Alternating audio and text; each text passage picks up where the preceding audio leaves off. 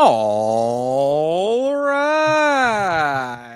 What's up, everybody? How you doing out there? Welcome back to the show. This is last week's fights, except it is this week's fights because tonight we are going over each and every fight from UFC 323, Dvalishvili versus Jan 2, giving you all of our predictions. Of course, my name is Thinker St. James, as I said, and to do all of the predicting with your boy, the man, the myth, the legend, the Ohio player, Mr. Chase Parton. How are you, sir? I'm not gonna lie. I'm not gonna lie. I'm down. There have not been fights over the weekend. Like I'm not really in the mood to like live life. I don't know, guys. This is just really hard for me because there wasn't fights that I got to watch over the weekend. At least there wasn't ones that I wanted to necessarily watch. I watched a few. I dabbled, what I'll say. But as of right now, life is going to continue on in a very good way because this card, I'm telling you, we got some good things to talk about. Yeah, well, I mean, you can be happy about the upcoming card. You can also be happy about the fact that the end of the pay-per-view era is upon us, Chase. This is the last card on the ESPN contract, and thus the last card, at least for us in the United States, where we are going to have to pay a premium for viewing of these fights. I mean, this is the very last premium event that is going to be on that contract. We're going to be moving over to Paramount Plus, leaving ESPN behind. How you feeling? Oh, I'm actually loving it. Not just the fact that we are done with the pay per view model, but I think it's just a very good send off for Josh Van to be on the last pay per view. They know they can get so much fucking money out of it. And you know how I know? Is because that's the fact of the matter. They could have put Josh Van anywhere they want. He could have fucking headlined in the Apex if he wasn't raking in dough for the promotion right now. But other than that, the PLE model, very, very good. I don't think now that I've seen a lot of other large market sports on these streaming services, I don't think there's going to be a premium price for the UFC. I've watched WWE pay per views on Peacock, on ESPN now, and and Netflix. I mean, Netflix doesn't necessarily have the pay per view status of the PLEs, but every Raw event is damn near a fucking pay per view for them. So I don't know. I think UFC on Paramount is going to come with the same price that we've already paid for our yearly subscription. I don't know if Well, anybody else jumped on. By the way, we tried to put you guys on. So go ahead. true. It's a good point. I mean, and now you might still be able to get some kind of discounts during the Cyber Monday, Black Friday time that we're in currently. But yes, I mean, that's the whole point of the way that this new model was supposed to work, was that we were going to be getting everything with the price of the subscription. Now, granted, we did find out that the subscription is going to be increasing in price. So, a little bit of a bait and switch, perhaps, as far as the actual number goes. But theoretically speaking, and this is at least what we were promised. Who knows how it's going to be going in a number of months down the road, but entry level, we should be getting everything for the price of the subscription. So no additional fees needed, as far as we have been told. Now, of course, like I said, the bait and switch aspect of it could be just around the corner, but let's just it's the season of thanks. We're giving thanks here, and hopefully we can just stay thankful for what we're getting now and wait for the other foot to drop, I guess. Yeah, we'll see. But as of right now, I'm liking it. I'm liking the ideas, following suit. I've always said, everybody thinks that they know ball, like they know what they're doing, and then slowly over time, you see people start doing some copycat moves where they start making the moves of the people that they know are making the right moves.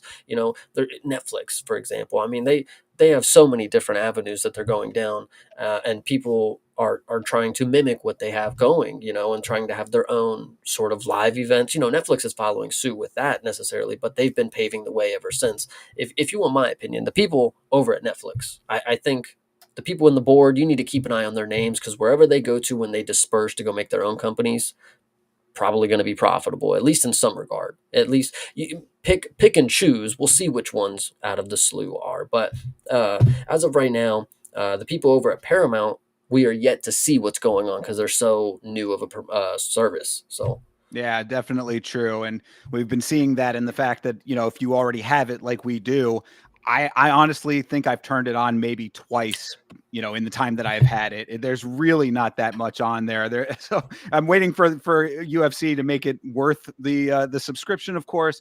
And we'll see what else we get in addition to that over the time that we have it. So I You know, maybe I maybe shouldn't even say it this way, but I'm being so serious. As a public investor of Paramount, I have yet to turn on the service because the UFC is not on there. I'm just breaking it. I'm lying. I did watch SpongeBob. It was like an episode. I bought it and I was like, okay, a year. Let me turn on SpongeBob. We'll just turn something on that I know is there. I watched like a episode. I watched fucking Bubble Boy get popped or something. I was like, all right, well, that was it. That was it. And then now, fair. again, have not turned it back on. So I'm waiting for UFC to be on there. They could have really roped in everybody if Josh Van was on that first PLE, but they know for fact the last $60 just out front charge that they can get from everybody watching this event. Josh Van's name is on it. We might as well just go for it. Fuck it. Fair enough. I mean, Josh Van's name is on it, and so are a lot of other people. So we're going to be talking about this card here in just a moment. But before we do that, we got to shout out all of the people in the chat getting in early on the show. Shout out to Beeb, shout out to CTE and Sarah Toby coming in right at the start. Appreciate all of you for being here on this week's fights. Yeah, 100%. 100%. All right. Well, I mean, this is really all that we have for tonight. Actually, really, before we do move on, actually, the one last thing that I want to say, you were talking about last week and not having any fights to watch. I ended up kind of branching out. We went deeper, Chase. We went deeper into the MMA trenches here, and we watched a promotion out of Brazil called Acesso. Acesso MMA 11 was the event. Have to give these guys a special shout out. The quality of the fights was pretty good. And I have to mention that I was there for a little bit of it. And you know how I'm going to prove it to you. And I know you didn't ask for proof, but everybody out there in the chat, if you are looking for your next up and coming star, his name is Frankenstein. Let's And you are go. going to be impressed. I didn't get to watch this one, but I can tell you from the performance on the microphone that I got from Thinker St. James, this was a performance in the cage to behold. I don't even know if it was a cage, but the fact that Thinker was out here watching these low level regional promotions, I mean, shout out to him for having Fight Pass. That welcome code is good in good use. Well, this one actually was not on Fight Pass. Oh, This shout this was out just you. an Never yeah. mind. No, this is something I'm trying to do a little bit more. It's the reason I bring it up. Is just to say that there's some definite good entertainment to be had on the regional scene. This was free streaming on YouTube. So shout out to Kaposa at Gerbaka Hitman, who puts out a list every week of all of the combat sports around the world and where you can watch it and stuff. So I was able to find it on there, and I'm going to definitely be doing the Fight Pass thing as well, hopefully a little bit more as time goes on. But this one was a free one on YouTube.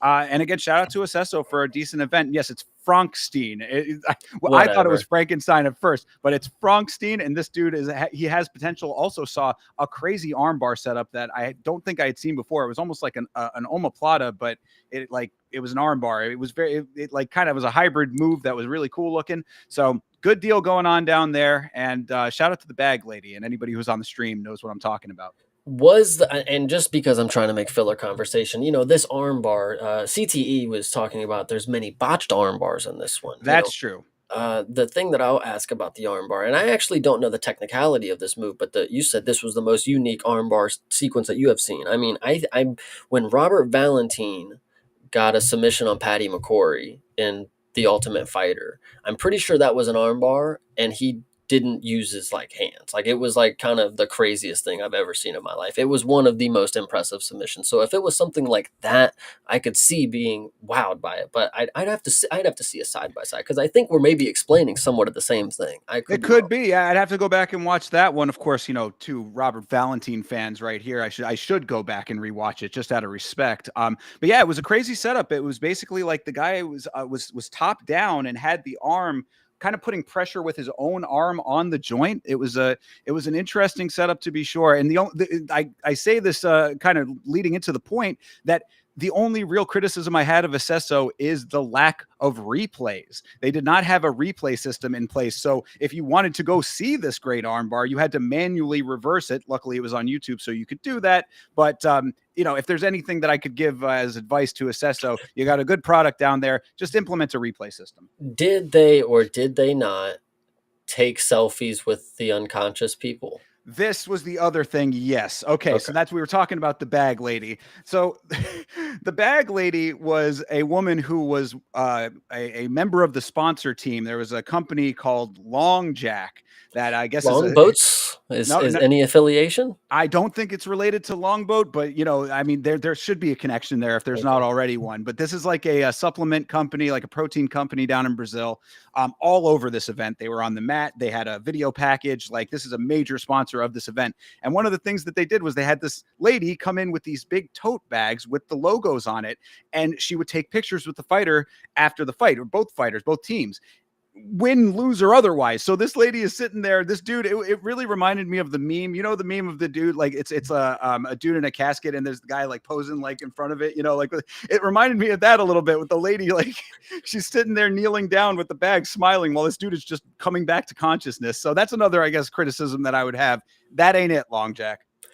Yeah, that is very interesting. I think those are two of the things that I remember from the stream. If anybody out there is curious on what we were talking about, please go rewatch the stream that Thinker had the other day because it was definitely enjoyable. And you also can go watch the fights along with it because they are on YouTube. Hopefully there's a VOD for them, but we'll see. Absolutely, yeah. That's what I was gonna say. If the VOD is out there of that, you can put it on one screen and the watch along on the other, and you get the full impact of as if you were there. So, very good 100%. time though. And yeah, I want to do more of those. So again, shout out to Capoza for keeping the list of all of the combat sports going on around the world. That was very helpful.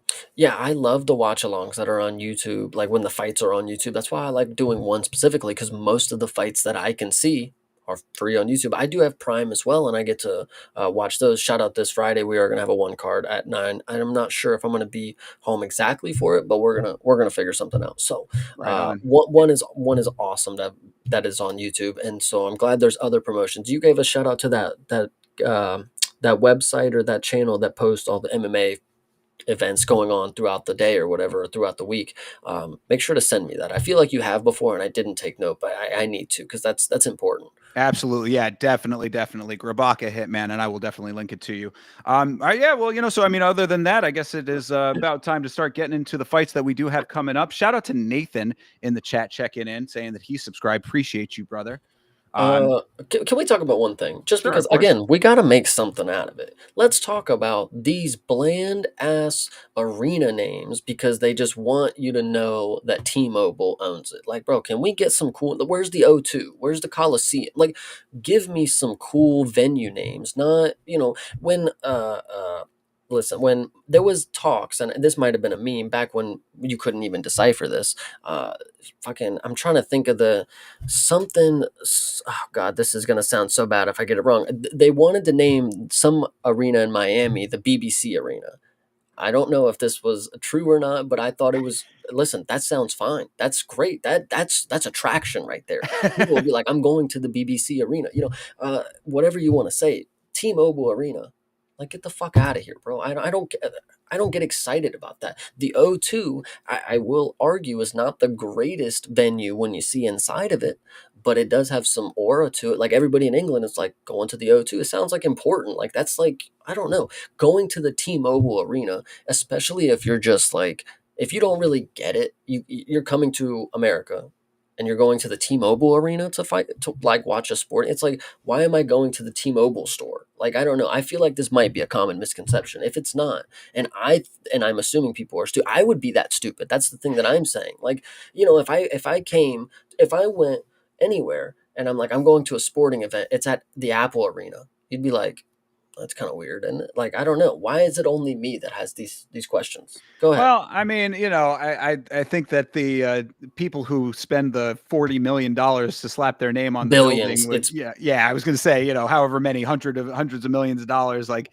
they don't want it to be jumbled up with a whole bunch of other stuff. But I guess to your credit, though, it's like there is in Boston is the Garden. And now it's like think the TD Garden or it's like the whatever garden, whoever the yeah, sponsor is, plus it the is gardens TD are. Garden. So there you go. I mean, like, so it's like you can still spruce it up in a way and have the sponsor on top of it. You know what I mean? Like, I think that there's a happy medium there, perhaps. So we just need to have more creative names for the buildings, and then you add the sponsor to that.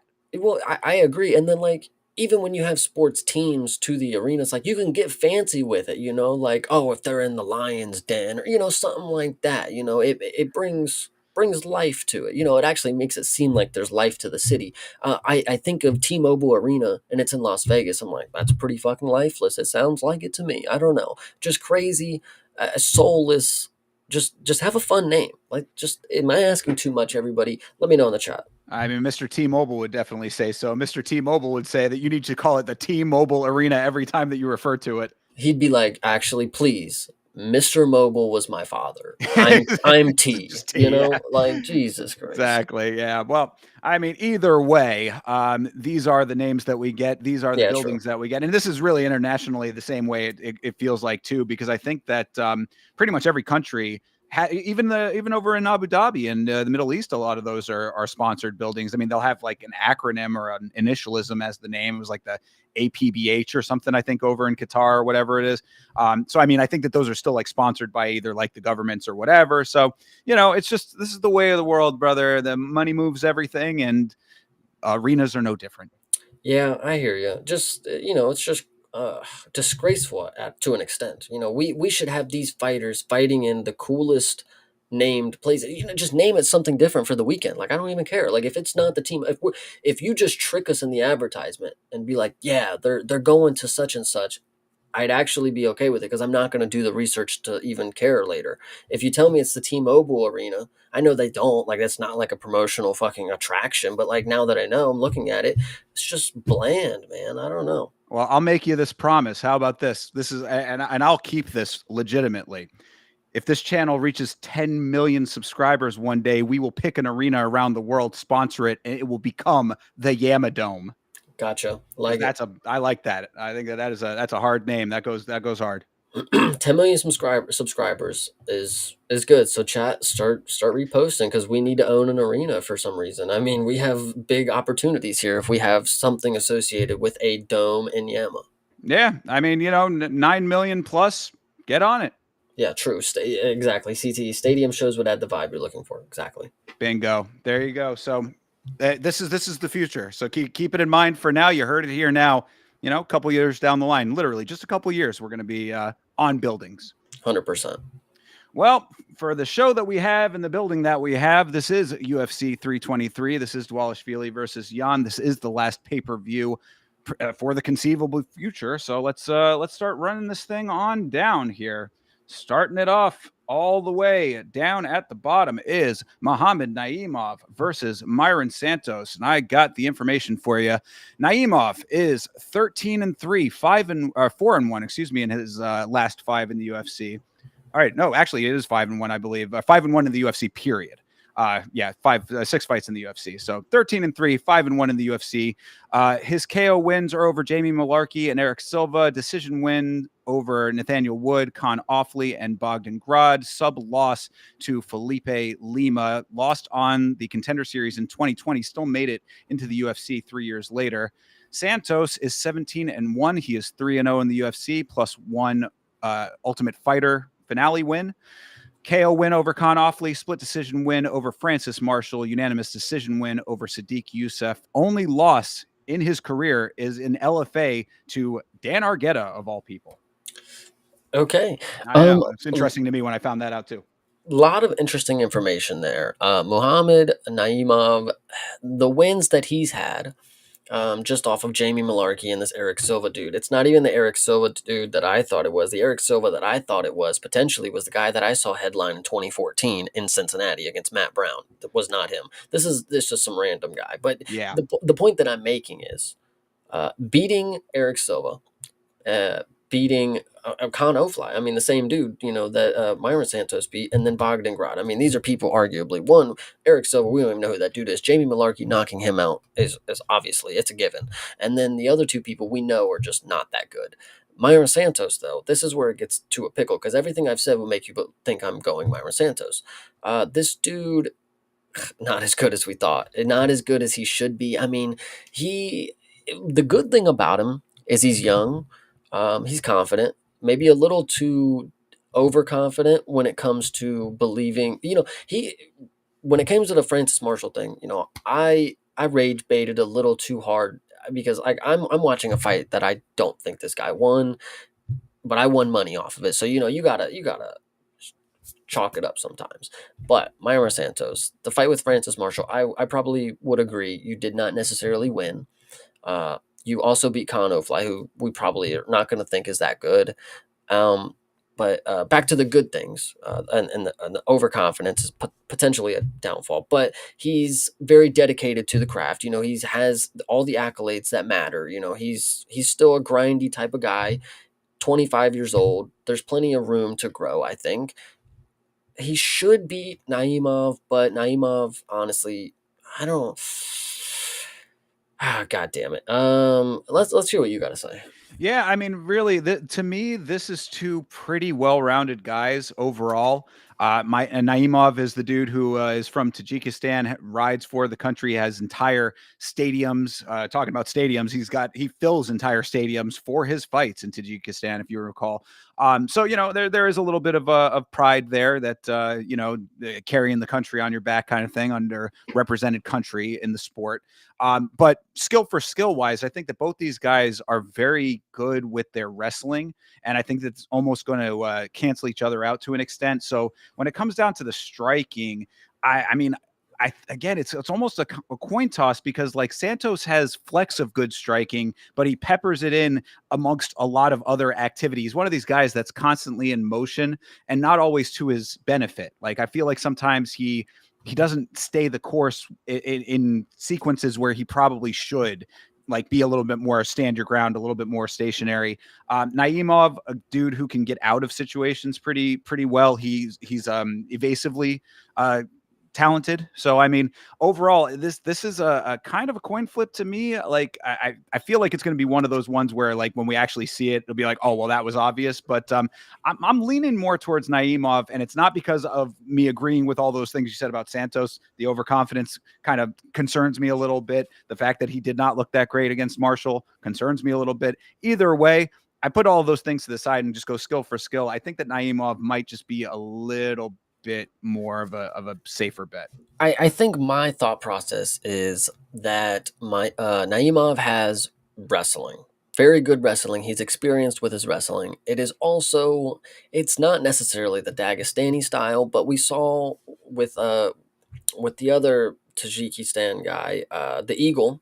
Mm-hmm. They have some pretty decent wrestling. It might not be the method that not everybody can crack, but I think Myron Santos might get held down a little too much in this, potentially get held down and just not get up for an entire round. I think that's the worst part of what it could be. Naimov's not going to really do much damage to him, but it's going to look bad that Myron Santos is accepting the back position. That's potentially what I think is the worst thing ever. What I also think is very likely, Myron Santos was struggling with his weight ever since Tough. He still has not decided to go to 55. I think this dude potentially could miss weight here, but here's also I think Naimov also, I'm pretty sure he's missed weight before. If I'm wrong about that, check me. But I think we could see a catch weight here. I think either both dudes are gonna just meet in the middle, or we could just see both of them miss because they're both idiots. I don't know. I could see that happening here. Well, fair enough. I mean, and if that's the case, I guess we'll have to assess at that point. But let's assume, for the sake of the show, that these guys are going to both come in where they're supposed to be. So if you're going strictly off of everything being equal. I Now that CTE put Santos, I don't feel like, since he's confident in Santos, I'm like, oh man, I like it, but I feel like it's just not the, I don't know. I don't think it's the right call because he hasn't proven that he's the guy for it yet. Like, I think Naimov is not necessarily the greatest, but he's somebody that you have to, and I'm pretty sure, again, check me if I'm wrong on this. Is this not the guy who will grab the cage and kick dicks like all the entirety of the matchups? Oh, I mean, I honestly, I don't know if that's the I'm case. pretty I sure don't this dude remember. might be a little dirty, but if I'm putting, I think this is just my memory. Maybe it's another dude who look. Maybe I'm thinking of Gafarov, uh, Ga- Gafarov, something Amu and like Gafarov, yeah. Well, that. that's a whole nother set of Maybe that's who circumstances I'm with that thinking guy. of. Yeah, I'm not too sure, but yeah, I think Naimov is going to be my choice. I think he's more experienced, a little older. I think this is good. I think that's good. True. And to Showbiz checking in the chat saying Naimov lost to Bantamweight Lima. Yes, he did lose to Felipe Lima. I don't think that that's going to necessarily be how this one goes down. Like what I was saying too is that I think that wrestling for wrestling, it's going to be a kind of a little bit. It could end up in stalemating positions. That's what I'm hoping does not happen, is that we end up with a whole lot of cage clinching and a lot of inactivity out of these two guys. But you don't think that's going to be the case? I know Santos is he's got accolades for wrestling and grappling. I know this, but I've seen plenty of times. I just can't tell you the last time I've been like, wow, the Brazilian, he's out wrestling this guy, this Middle Eastern guy, whatever the region is where they come from. He's not necessarily the Dagestani, like I said. This is like the one that nobody can crack, but they got some good wrestling all over the region over there. So I think Santos getting wrestled, I'm not going to be surprised by that. I'd be more surprised if he, like you said, they might negate each other. I think I'd be surprised by that, not going to lie. If Santos, the first one or two, I think he might be able to stuff it. But I think these guys are pretty relentless with the wrestling sometimes, and it's the third, fourth shot. I mean, shooting 12 takedowns. You gotta stuff 12 takedowns. And if they get three or four, that's potentially the entirety of the round. So I'm just saying, Well, and that's why, though, that what I'm hoping is that if they do end up going down that road, that we see a little bit more of a striking affair here. And if that's the case, I mean, Santos is going to need to step up with his striking a little bit. It's not like, who's doing pretty good with it on The Ultimate Fighter. But as we know, the levels to the sport come at you very quickly. And as we have seen, as he's been progressing up, he's been, I think, lacking in the big show, even in his wins. So, this is the time that he really needs to set himself apart if he is that guy.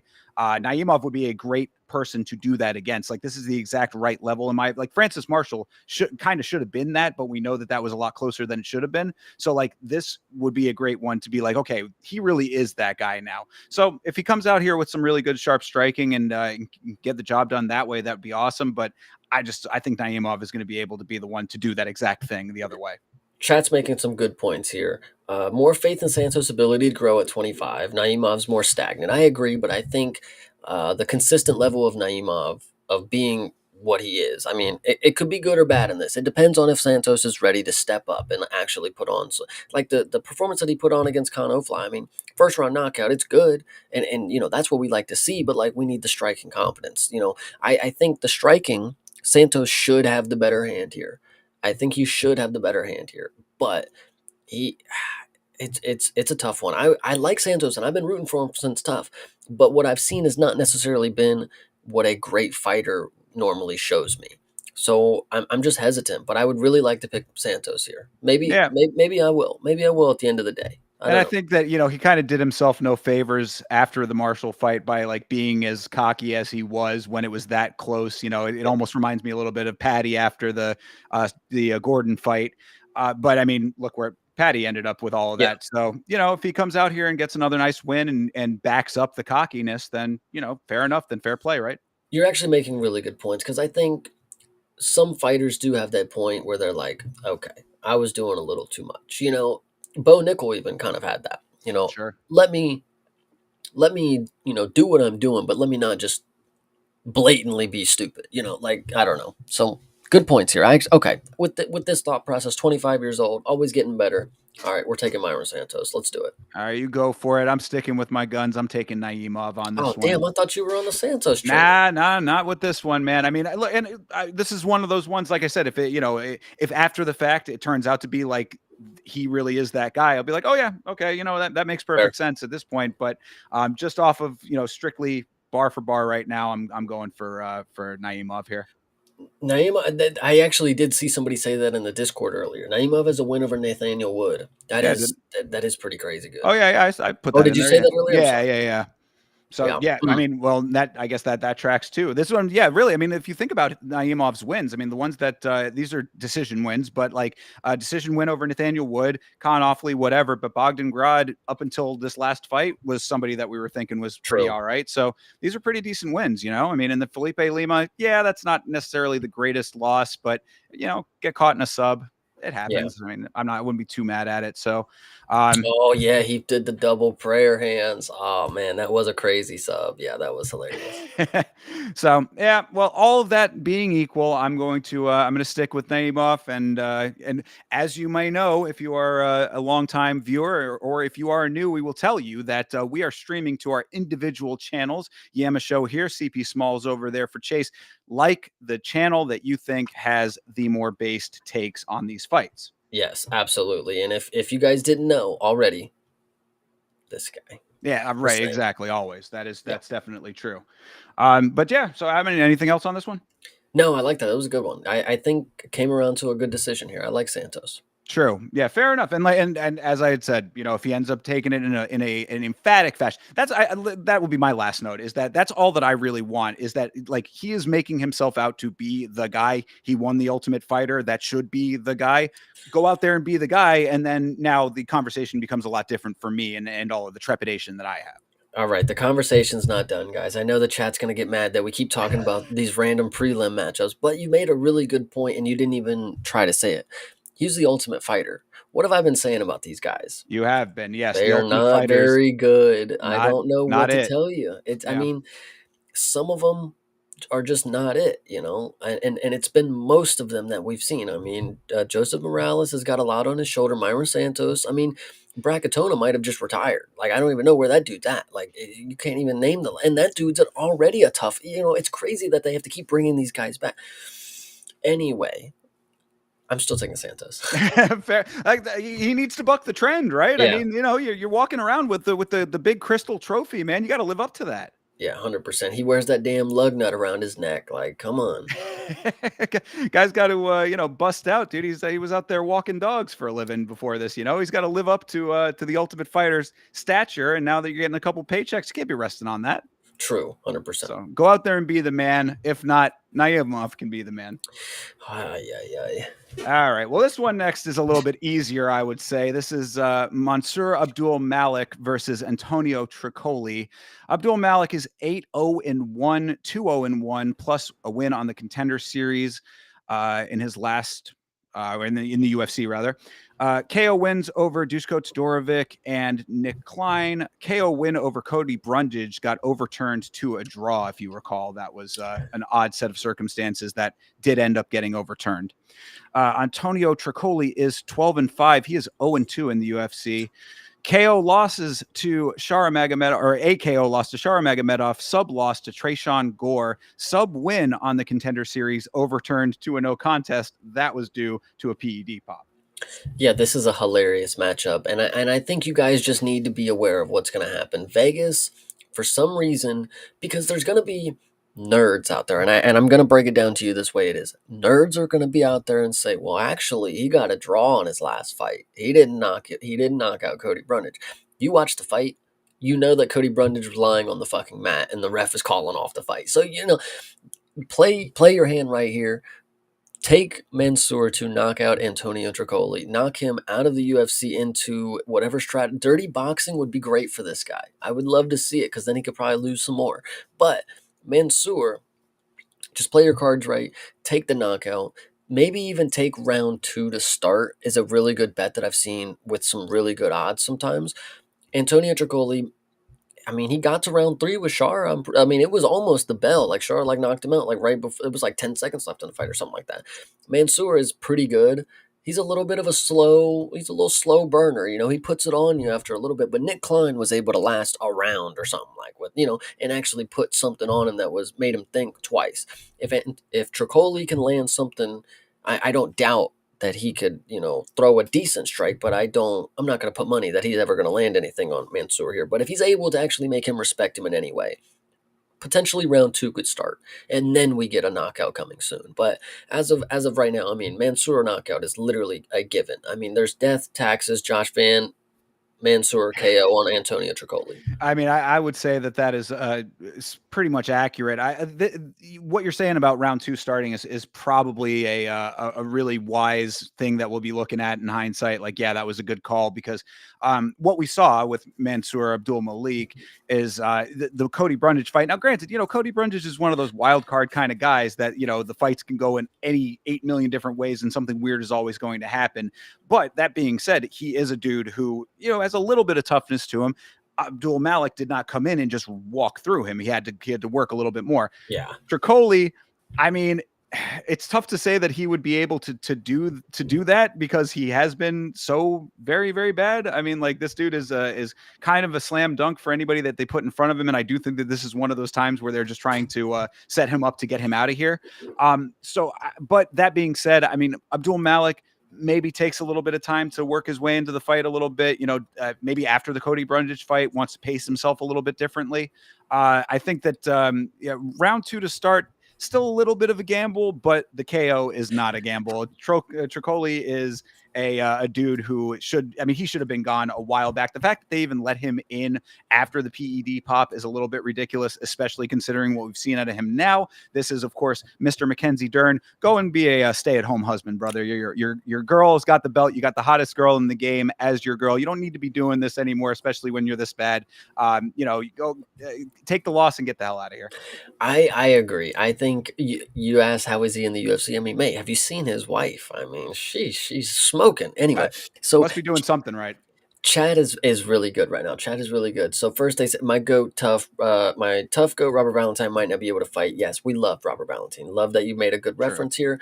If you're ready for the UFC, and this is a good connection to this fight, and we'll talk about it.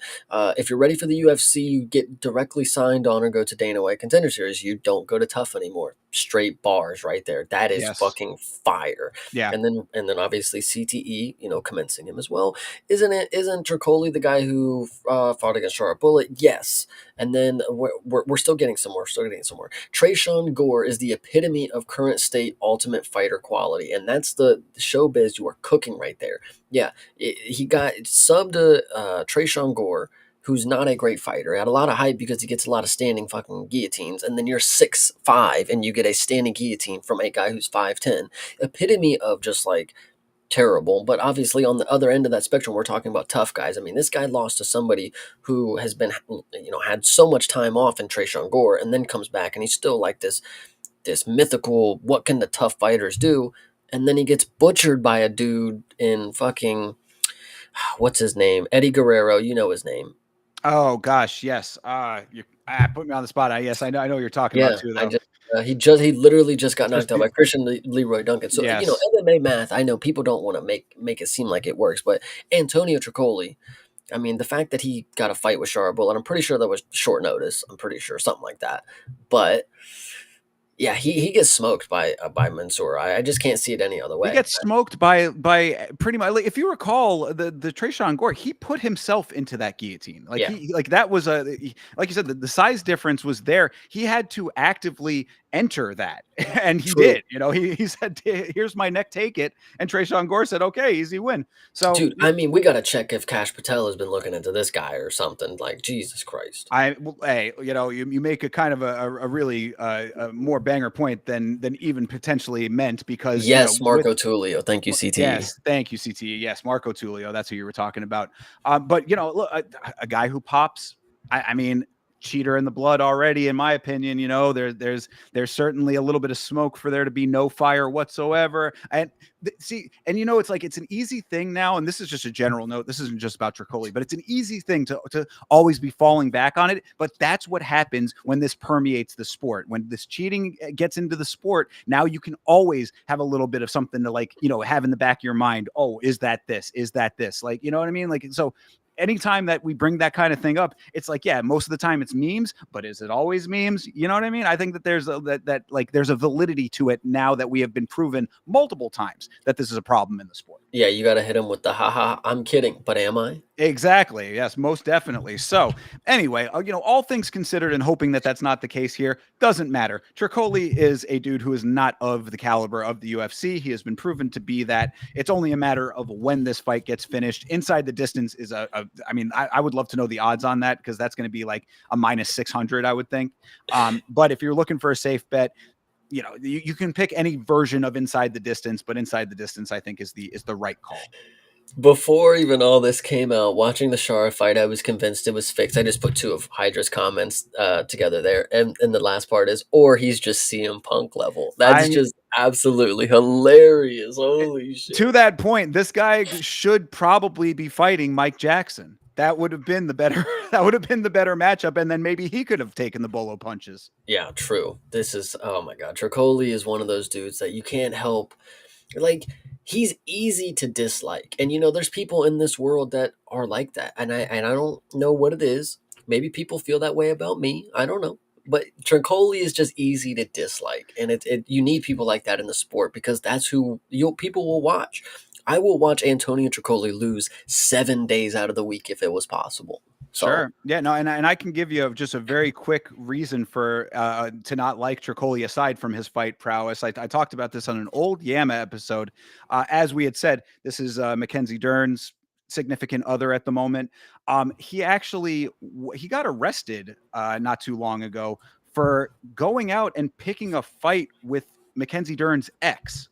So I remember like, the story. yeah, like, so, like, the guy, the ex was saying that, like, it was, I mean, two sides to every story. I don't want to like say that he's exactly right or whatever, but like the way that this guy made it sound, like they were just doing like a normal like child exchange kind of thing, and this dude just started like going after him or whatever, and it got heated. It's like, bro, the maybe the system of, or the cycle that you were on was not fully flushed, and a little bit of rage was popping through.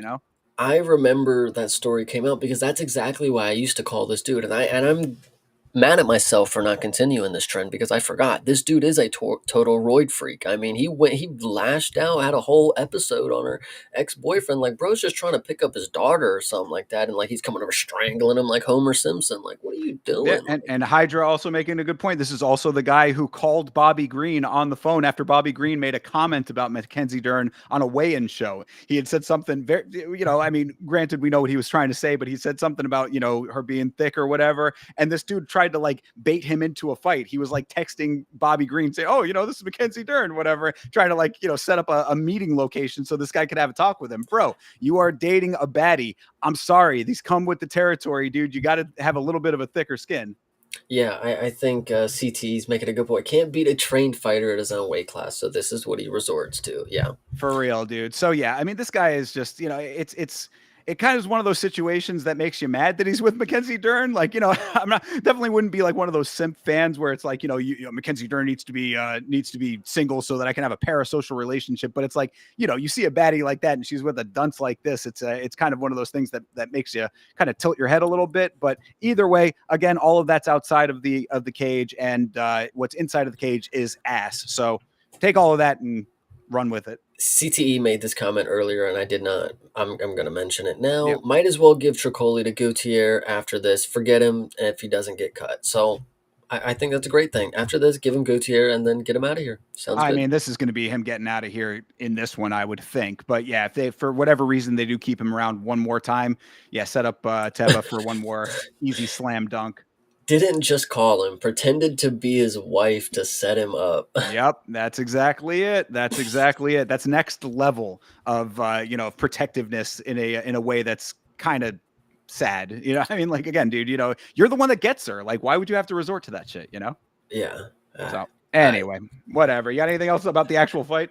No, so Mansoor is going to walk out here and walk out with a spine in his hand like he's the fucking predator. Like, use it like a cane, walk out with the skull like Papa Shango. There's a wrestling reference for you, Chase. okay. All right, moving on to the next one on the list. Antonio Dern is not a fighter.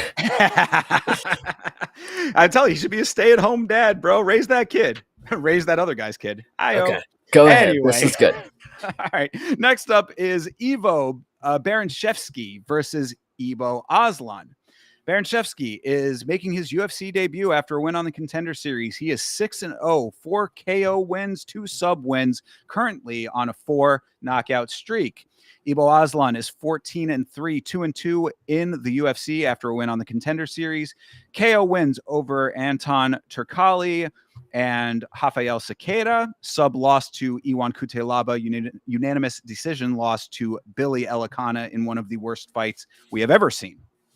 Yeah, this one is hilarious. This one's hilarious because Ibo, yes, has not been a good fighter in the last recent ones, but up until just a couple fights ago, he had 14 wins and 14 first round finishes. I mean, that apparently still seems to be true. Well, that was going to be my point, is that the fall off for Ibo Aslan has been dramatic and swift. Like, I mean, this was a guy that into the Iwan Kutelaba fight, we were saying like this guy could be somebody. I mean, like the way he was going in, the early knockouts were legit. So it's an interesting dynamic there. There's two things that I want to make a point. The first one has not necessarily much to do with this fight, but I just want to make the point because I think the UFC does this shit on purpose to fuck with us. Mhm. We have Iwo versus Ibo, okay, and then we have Jan, and we have Jan Yan, we have Jan Jan, we have Van. These are all similar. I swear they do this to us on purpose. They put them on the same card, so you're just like, whoa. Anyway, the second thing I want to point out. Let me know if this changes your opinion on who you're going to bet on, because it certainly did for me. On DraftKings, Ibo Aslan was a plus 154. I would place my life on that probably. I mean, you know, look, it goes back to the age old. I mean, I feel like a broken record every time I say it, but it always is the case. We have not seen Ivo Baranchevsky in the organization yet. This is a entirely different caliber of fight than what we saw out of him on the Contender Series. He was another one of these guys that got an instant knockout, if I'm not mistaken. Yes, he got like a 12-second. I was going to say this dude has not been outside of like 30 seconds in a fight. It's hard to put a lot of stock in him. The Showbiz made an interesting point because I do want to bring this up. Super disappointed in Aslan. I think he said Asian. Aslan after his fire debut. I think this is where we're overvaluing where Ibo stands in this promotion, because the dude that he had a fire, right, banger debut against, remember that, banger debut. It was a rematch against the Pleasure Man, who choked him out in the regionals, and in his debut put up the same fight and the ref stopped it early while Mr. Pleasure Man was scooting on his butt trying to get, he wasn't out, but I mean, he got knocked down, but we stopped it a little early. And then now we believe that since he had a close fight with the Pleasure Man and finished him in the second or third, it wasn't really that clean of a stoppage. And the Pleasure Man has like never won in the UFC, like overvaluing a lot here. I think that's just a point I'll make about Showbiz here. Yeah. No. And look, this is, as far as I'm concerned, based on Ibo specifically, this is a what have you done for me lately situation. Mm-hmm. And I don't think that I have ever, I mean, we talked about Bo Nickel and Paul Craig being a kind of a goofy affair. This was two guys like, the beginning of a breakdancing competition where they're both just sort of like, breaking in front of each other kind of thing. This is what it looked like. These guys were pantomiming in front of each other, him and Elikana, for a lot of it. They're slapping, they're dapping each other up, having a grand old time. This was a ridiculously poor performance in his last fight. So, I mean, granted, there's nowhere to go but up, but Baranchevsky here is making his debut. He needs to make a name for himself in the organization. He's hungry, I would suspect. So what do you make of that? I think Ibo, it was clear that he was gun shy, just like CTE was talking about with Elikana. But it's clear. That's a very kind way to put it, though. True, but it's a good reason why, because he knew if he overextended and got taken down, he was getting choked out. I mean, what Elikana was able to do with Gushkov in the first round, I know Gushkov got out of it, but Ibo was not. I mean, this dude got submitted by the Pleasure Man. I mean, you don't mess with Son of Susie. That is true. True. Oh my goodness. Wow, banger. Yeah. So I just don't believe in Aslan too much, but at plus money, for a guy that has 14, he's done what Iwo has done double. So it's hard for me. Everybody see, if we get two dudes that stand in front of each other for a decision, there's no reason to get mad. They're both just not coming back. Like, we know what the promotion is finally testing Evo. Like, yo, Go out here and bring the crowd back on your side. Get this first round finish. This is a dude that's never left the first round. If both of you end up going to decision in this fight because you're gun shy and you don't want to fight each other, just like he did with Elikana, nope. You don't even come back. Don't fucking come back. I swear we need to start kicking people out the door, like right out the door. Let the door slap them on the way out, type shit. Like, Feel you. But I mean, so is that what you think is going to happen, though? I think Ebo sleeps him. I think Okay. Ebo's got him. I do like Polish power. I do like Jan. We'll talk about it later. Ebo, 14 first round finishes, man. I mean, what can you say? I mean, the Turkish power is truly there. Yeah, and look, I mean, I talked about the Elikana fight, but really, I think that if you're going off of like levels of things to consider when it comes to a fight like this that has those two dynamics of a guy who just came off of an insanely bad performance versus a guy who has never been tested in the organization, I think that the insanely bad performance plus having a knockout win on your record before that kind of trumps the debut. I mean, even you've seen some good things out of Evo, but it's not tested in the same way that Ebo has been. So I think that I kind of have to go with it, even though it pains me. And this could be one that Evo, like I said, comes in really hungry and is out to make a name for himself and just goes in and barnstorms him, or has a really grudge matchy, slugfest kind of long form fight, takes it into deep waters towards the end and gets the win. There's a couple of different ways that this could go down, but based on the little data that we have from one side versus mixed data from the other side, you go with the more. I think you go with the more data than the less. I think another good point to make is, and yes, it is not a great look that you're going to war with the Pleasure Man necessarily, but he did continue. Like, it's not like he quit, so he got punched and he continued fighting. In the last fight, he didn't necessarily take the risk to get punched, but the fight continued. Do we know, is Evo gonna be able to get up from shots? Like, I mean, getting slept is one thing, and we know Ebo can do that. But if there's potential for a war and you don't go out, or is he going to be able to actually continue the fight and progress? Are we not going to get a first round finish, whether it's unconscious or not? I think these are things you have to question for somebody who's 6-0. He's never seen we talk about it. Everybody in their career of fighting, you have that moment where you go through. Rahiki on the Contender Series is a great example. Never been knocked down, never had to show that he had the ability to recover post knockdowns, and he did, and he ended up winning the fight, and that was the first experience that he ever had. Like, you could tell just right off that, from a good eye test, good estimation, he's probably going to be pretty decent. I mean, it wasn't the greatest performance. He was obviously in a war. I mean, it was 50-50 for a lot of it, split decision kind of deal, but he's going to probably be pretty damn good. So if Evo is able to actually, get knocked down and get back up, I know it's hard against Evo, but if it's possible, I want to see the potential that you're going to go for it. If not, just, I don't know. It's just another guy who gets first round finishes and then can't take the punch back. Yeah, and to that exact point, Showbiz saying, could this be another Patchy Mix versus Vic Vosh Oh, situation? And that's the $1 million question. Does it end up like that? Does it end up being a complete smoke fest the other way? That's the reason that you got to go with the data that you have on Ebo Aslan. Like that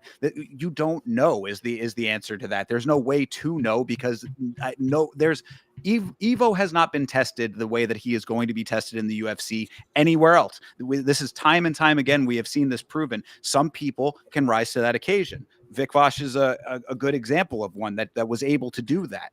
well, he was a previous champ, to make note. Like, he was like a We've seen previous, KSW champ. but we've This seen dude is previous 6-0, has never done anything professional past 6-0 Contender Series. right, and to that point though, so we've seen previous champs come in and get smoked. You know what I mean? So these are all tracking in the same direction. It's like you're exactly right. Like this guy not being a champ plays even more into the same point. So yeah, I mean, again, it just goes back to the data that we have at the moment. Could this all end up being a completely different conversation after Saturday?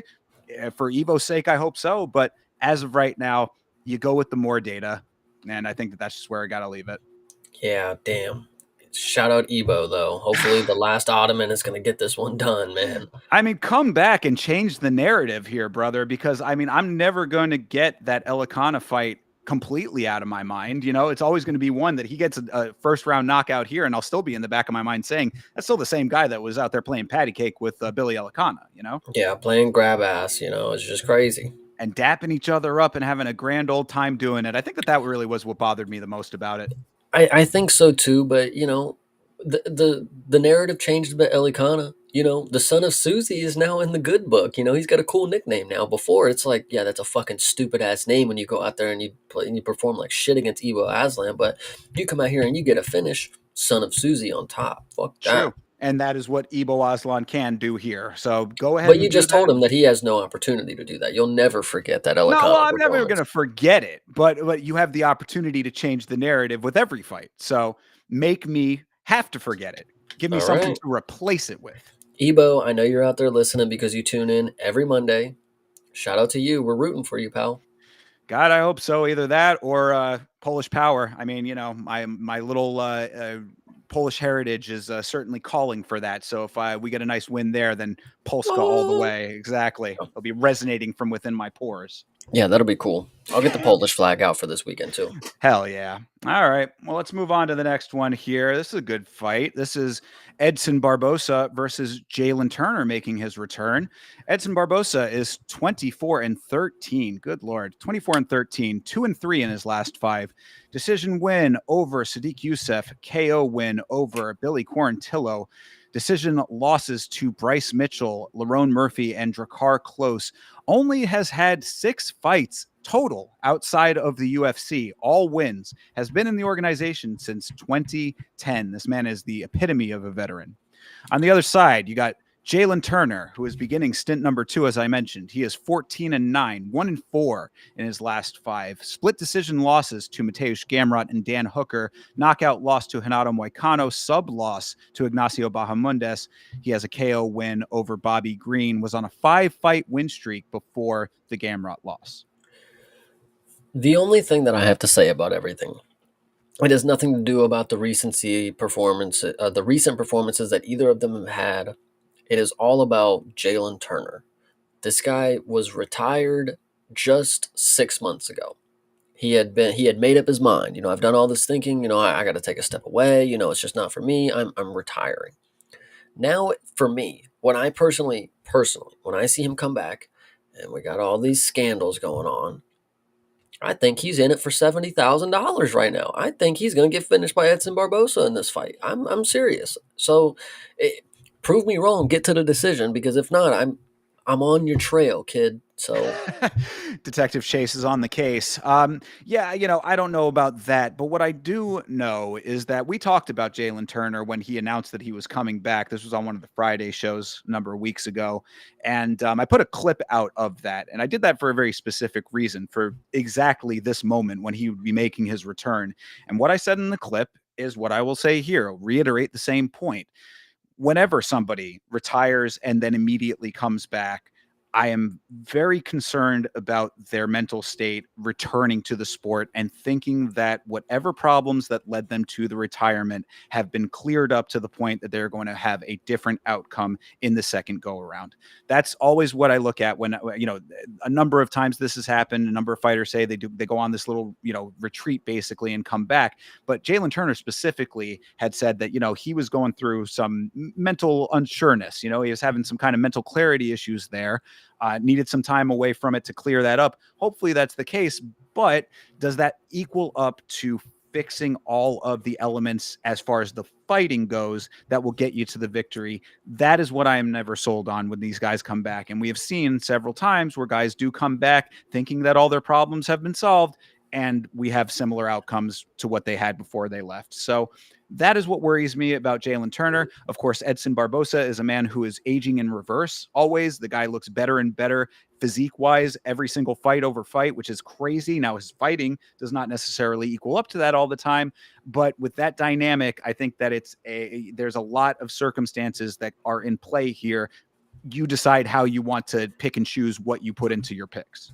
Okay, aside from me being on my investigative tour, what I will say is I agree with some things the chat are going with. So, Turner has got this easy enough that I'm gonna be in my feels about it.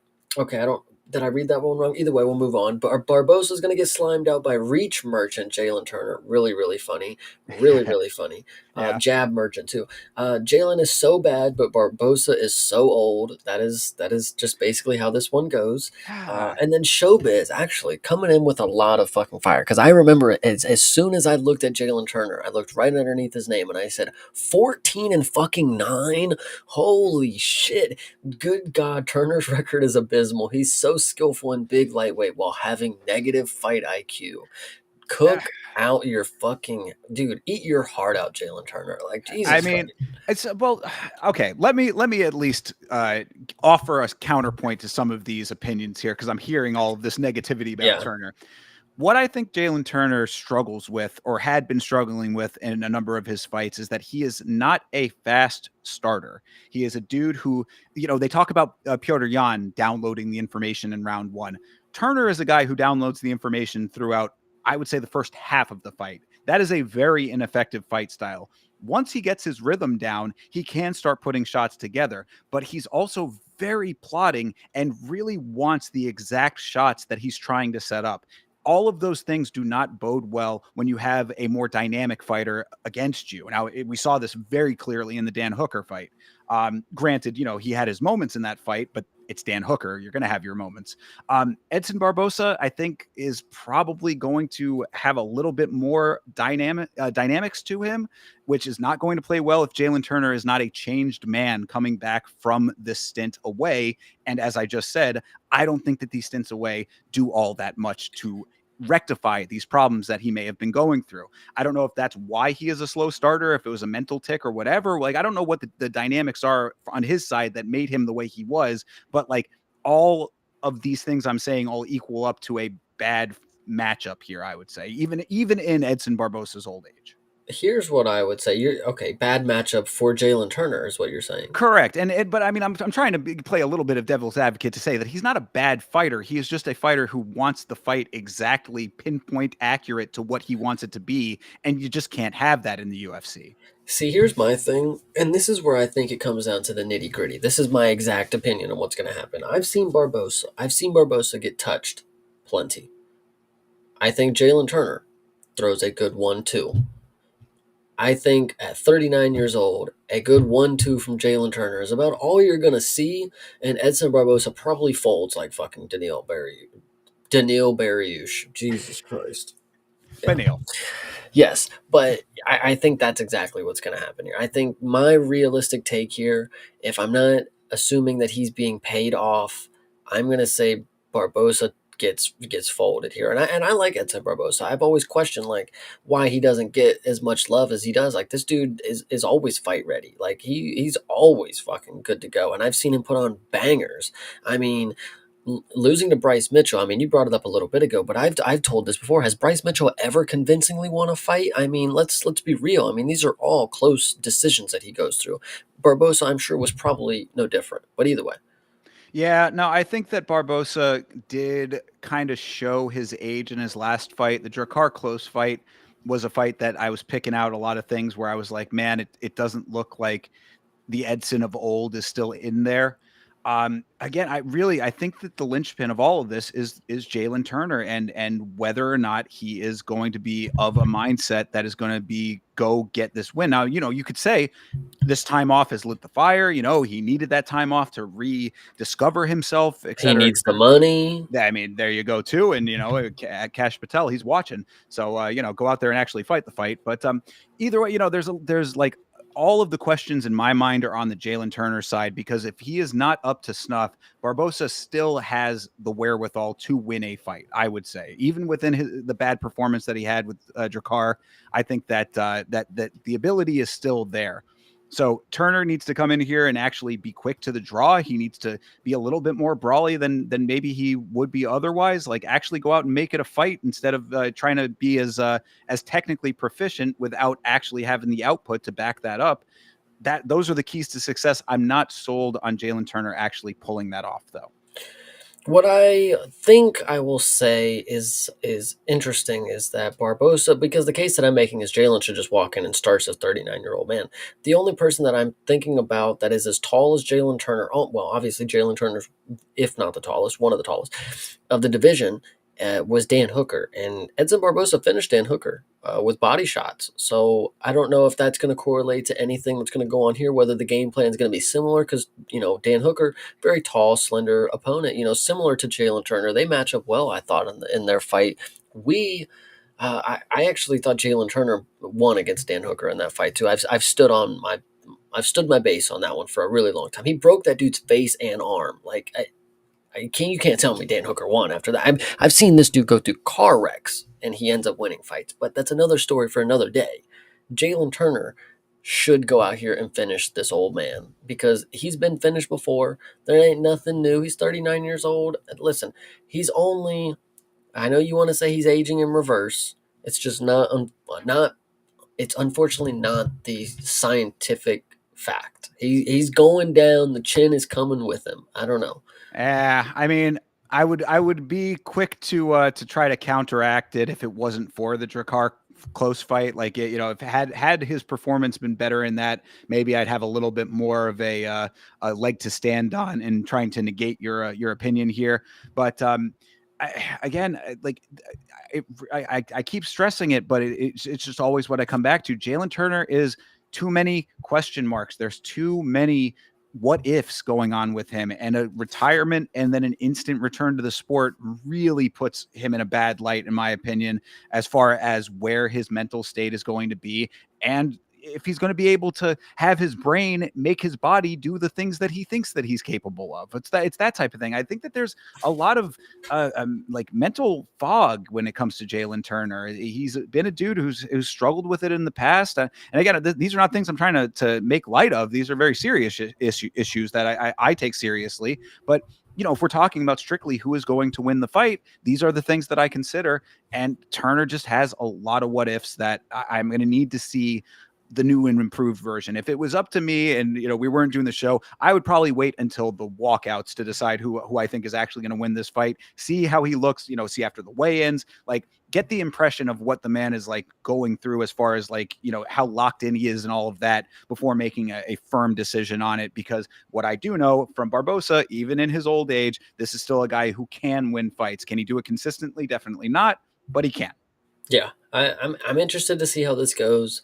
I hope Jalen Turner is ready to ball though, because you got to come out here after you said you were retiring and you're coming back. You better put on the performance, dude. Like you better come out here to fucking play. Especially if you want to stay around. I mean, if this was the whole thing is like, oh, I needed some time off to get myself right and come back, this is the time that you have to prove it now. I mean, you were already in a pretty bad spot. It almost feels like he might have retired to get ahead of getting cut. It's like, okay, they gave you a second shot here now, man. I mean, like you need to come back an entirely different person.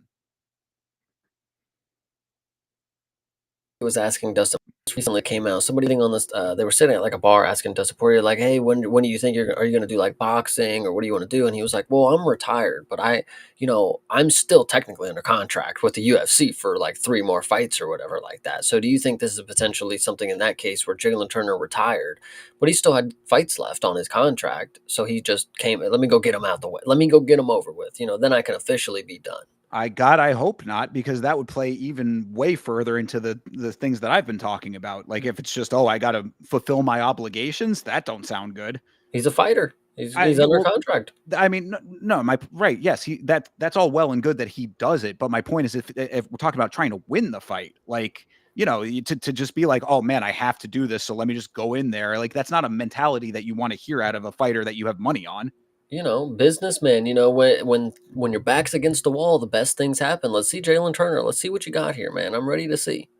Same. So you going with Jalen Turner then? I'm gonna go with Jalen Turner by knockout. Oh, all right. I'm going with Edson Barbosa by decision, personally. Okay.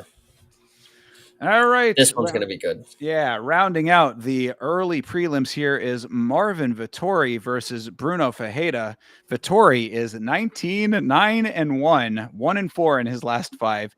Unanimous decision win is over Roman Dolidze. His losses are to Robert Whitaker, Jared Cannonier, Roman Dolidze, and Brendan Allen, all of those by unanimous decision. Bruno Ferreira is 14-2, 4-1 in his last five. Knockout wins over Phil Hawes and Dustin Stoltzfus. Sub wins over Armin Petrosian and Jackson McVeigh. A sub loss to Abus Magomedov. Okay, where do I want to start with this? The chat. I want to let you get it out quick. I'm gonna tell you right off the bat. I'm taking Marvin Vittori. Why? Chat, get it out. Why would you do that? All right, I'm ready. I'm ready. Listen, and here goes CT. The Hulk's finally going to be ranked. This is a guy who was losing to Dustin Stoltzfus, by the way. And Dustin is fine. He's game. I really like that guy, but he's nobody. Now I understand. He's not anybody that you should be, ranting and raving about, nor losing to if you are a top contender in this sport. Marvin Vittori, nobody that you can name in his last however many opponents are outside of the rankings. This dude he lives in the UFC rankings right now, and he faces good competition. Brendan Allen, good. Roman Dolidze, good. Israel Adesanya, Hall of Famer. These are people he's losing to. Yes, but Bruno is not somebody who has a gas tank to make it through late fights. Marvin Vittori won, chinned. He has a chin. He is not going down. If he does, hats off to Bruno. He's done something that nobody has ever done it. I'm going with the 99-1 ratio here. The dude's not going to get chinned. He's going to continue walking forward. I think people don't understand, like Vittori, he's not necessarily scary when it comes to return fire. But if you throw everything you have at somebody and they continue to walk forward, it's going to demoralize you in some regard. If you are gassing out, you are the smaller fighter, you don't necessarily have the technical ability to keep yourself in the fight late because you rely on winging these wild shots that you believe are going to knock your opponent out. Now, he does have the BJJ now, but he's not getting Vittori down, and Vittori's not getting subbed either. Like, this dude is made for decisions, and he's going against somebody who's made for finishing. Vittori's not getting finished. 19-9 is not a bad record, but if you look at the people he's going against, losing to them it's not that bad. They're good fighters. My I opinion. mean, look, you kind of touched on it, but I was going to say before you said it, you must have missed the part about the sub wins over Petrosian and McVeigh. Now, granted, those are not exactly high level fighters that he got those sub wins over, but to think that Bruno Ferreira is not going to be able to get Marvin Vittori down is, I think, your critical flaw in your argument here, brother. Like, yeah, we all know water is wet. Marvin Vittori has the best chin in the world. We all know this. The chat saying Hall of Fame chin. But I think CTE making a very good point here. No submission threat, no punching power. I mean, he does have, he has a little bit of power, but not enough to actually do anything with it. He has enough to stay through a fight with it. No grappling IQ, absolutely no fight IQ.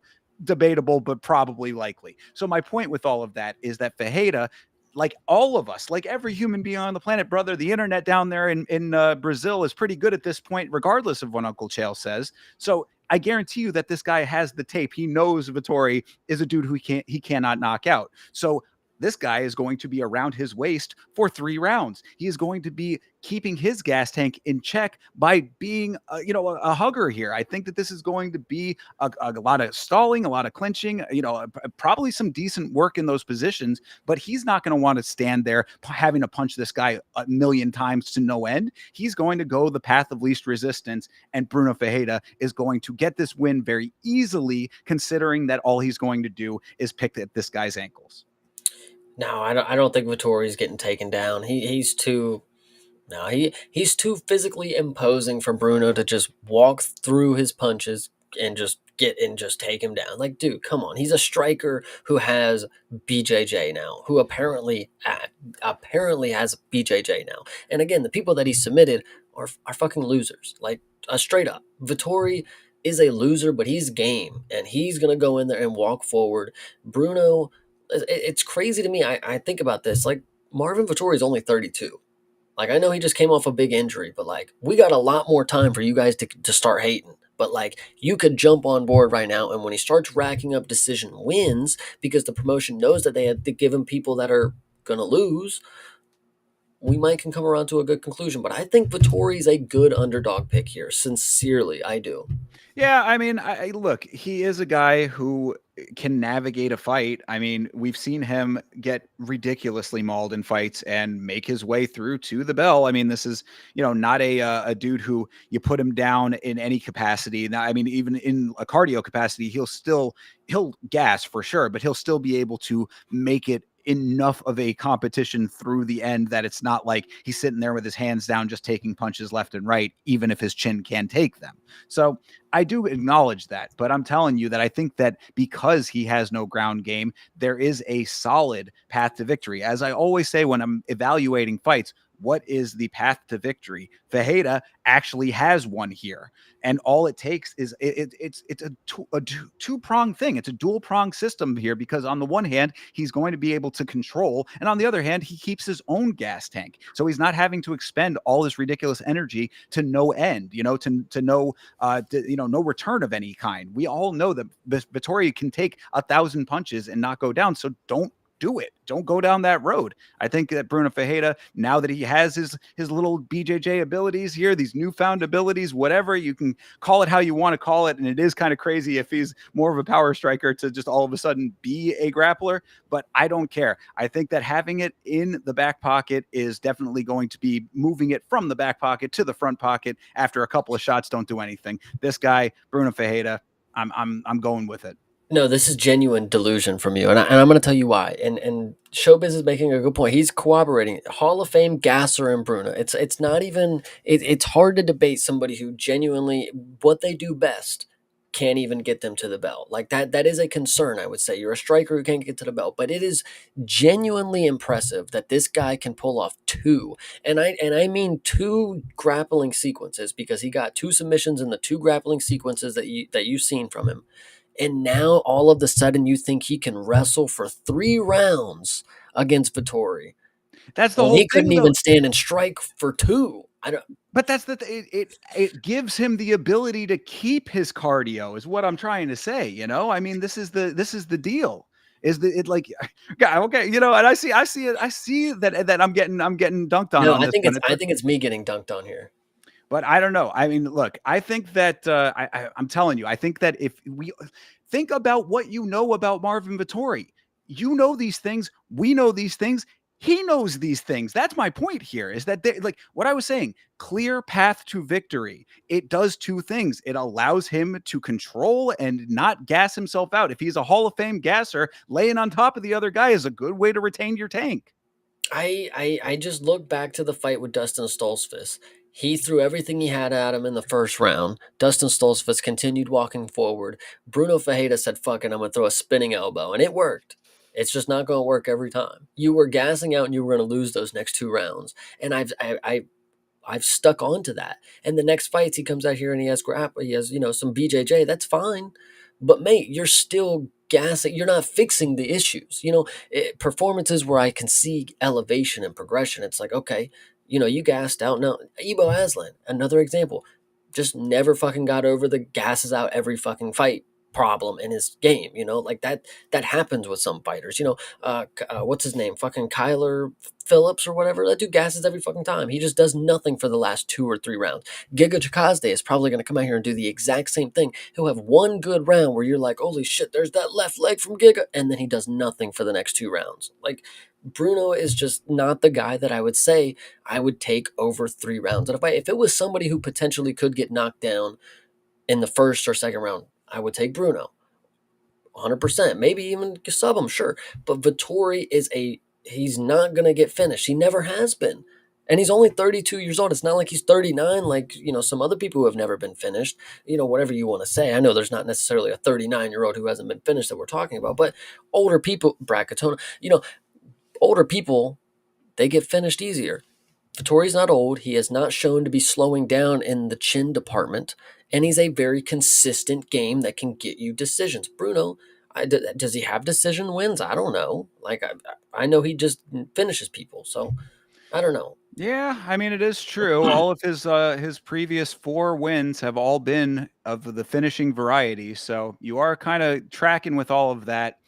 Uh yeah, I mean, maybe you're swaying me a little bit on the argument, but I do think that there is a clear path to victory, is what I'm trying to say here. I'm not saying that he finishes Marvin, but I'm saying that Marvin is another guy who can also gas out as well. Like especially if he's not getting punched in the face, if he's being held down, I feel like there's a These potential are there. Oh, go ahead. I'm sorry. I didn't mean to No, I was interrupt. just saying that I think that there's a potential there for there to be ground strikes. I think there's a potential there for it to be a struggle on the ground. Go Brendan Allen style a little bit over here. Go fluffy on him a little bit. Try to wear him down with your ground game or with the wrestling even. When you're in those positions on the cage and you're on his back, you're putting all the body weight on him. I see a method here is what I'm trying to say. So I think that also being let down by Marvin Vettori plays a good part in this as well. How many times do you ride with Marvin Vettori to win a fight and he doesn't do that? Granted, Bruno Ferreira is not of the caliber of the other guys you were mentioning before, but I'm just saying, like, 9 times you've seen this guy lose in fights. Granted, they have been high level fighters. Eventually, it's like you start changing your perception. Here's what it is. Okay, so Vittori, CTESPN here with the comment. Vittori hasn't actually progressed in what, 5 fights? I'm here for innovation. That's the Hulk. See, this is where the misconception is.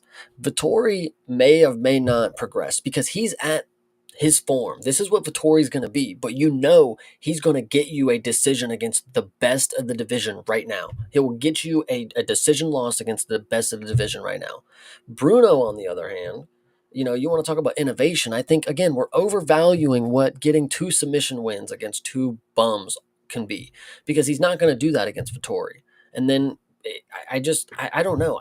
I think the old dog can learn a little new tricks, but for him to come in here every fight and he has this new game plan and he's not going to learn, he's not going to use his striking now, he's going to wrestle, doesn't add up to me. Vittori, though, I know what he's going to do. He's going to walk in there with his hands up, get punched in the face, and throw his hands back. And this is a person, if it was anybody else that could win by decision, like Brendan Allen, I told you, with the confidence that Brendan Allen could have in his hands, he could win this fight very easily by decision. What did we get? To Brendan Allen decision. I felt like a god at that moment. And it's not because I hated Vittori and I just did not see the realistic outcome for him. Right now, I see him walking forward, gaining some cage control time that is going to give the judges nod. I mean, dude, like we've talked about with his record, he's won in whatever in his last something.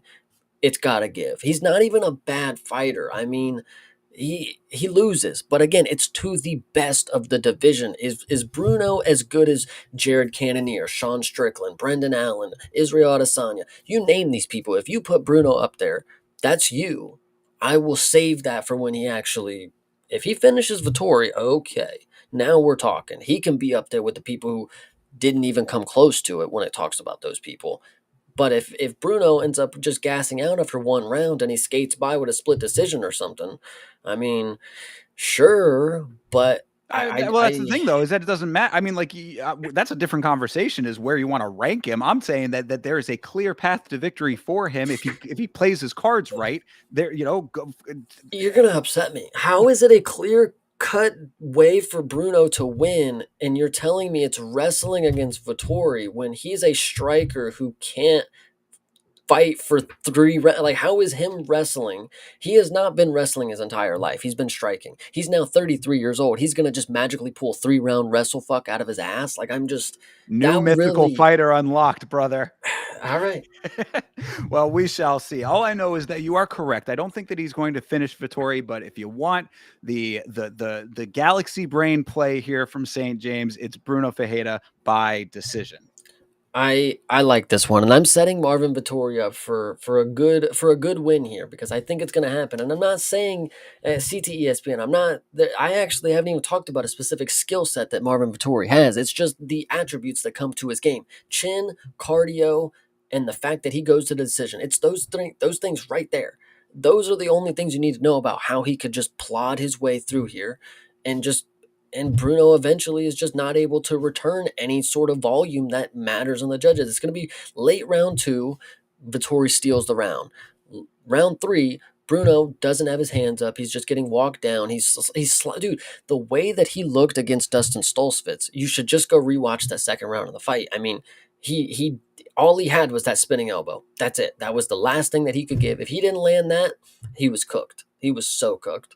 But I digress. I think Vittori decision is what it's going to be. It's 3 rounds. Like, oh, that's another good point. You talk about what Vittori and his gas tank, bro. He goes 5 rounds.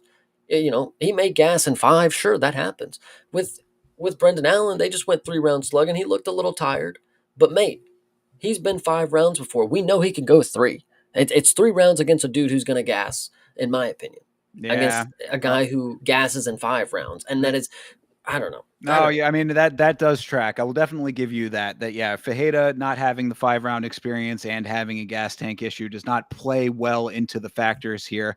But I mean, again, I've just been let down by Vettori so many times that putting any kind of backing on this absolute meathead of a fighter, really, going back to CTE's earlier comment about the fight IQ, that's another thing that I think just plays into the Vettori problem. It's like, yes, what we have seen out of him is he is the toughest punching bag in this sport, hands down. Give you that 100%. But that lends himself to also being somewhat of a blank canvas. And if Fajeda has any creativity in him at all, then there's a chance there. There's more of a chance than not, and that I think is why I'm still leaning on this way, even with all of the things that you're saying that do track. Creativeness, right? That's the word that you wanted to use. Brother pulled out some subs that you didn't even see coming. Creativeness, but this guy Vittori fought Israel Adesanya, and we're talking about creativeness. How'd that fight go?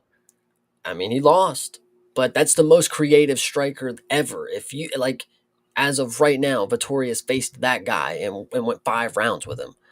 That's experience, if anything. If you think Bruno Fajeda is going to pull out anything that Israel Adesanya didn't over the 5 rounds, I mean that's creativeness to me. I just one spinning elbow from Bruno Fajeda on Dustin Stoltzfus is not making me believe that he's a creative enough fighter that Vittori is just going Well, to all right, fall. then on the other side, though, what we saw from Vittori, talking about guys who left the sport for a while, we were just talking about Jalen Turner with that. We saw Vittori take some time away from the sport, saying that he needed to clear his head, go down I to think he Miami was and have. injured though. Oh, okay, fine. So he was injured. Fine. Fair, whatever the Okay. reasoning is, injured. But he also had said that he was like taking some time off as well. I think that they might have been going hand in hand with that because he made the comment about being down in Miami with the big booty Latinas and all of that.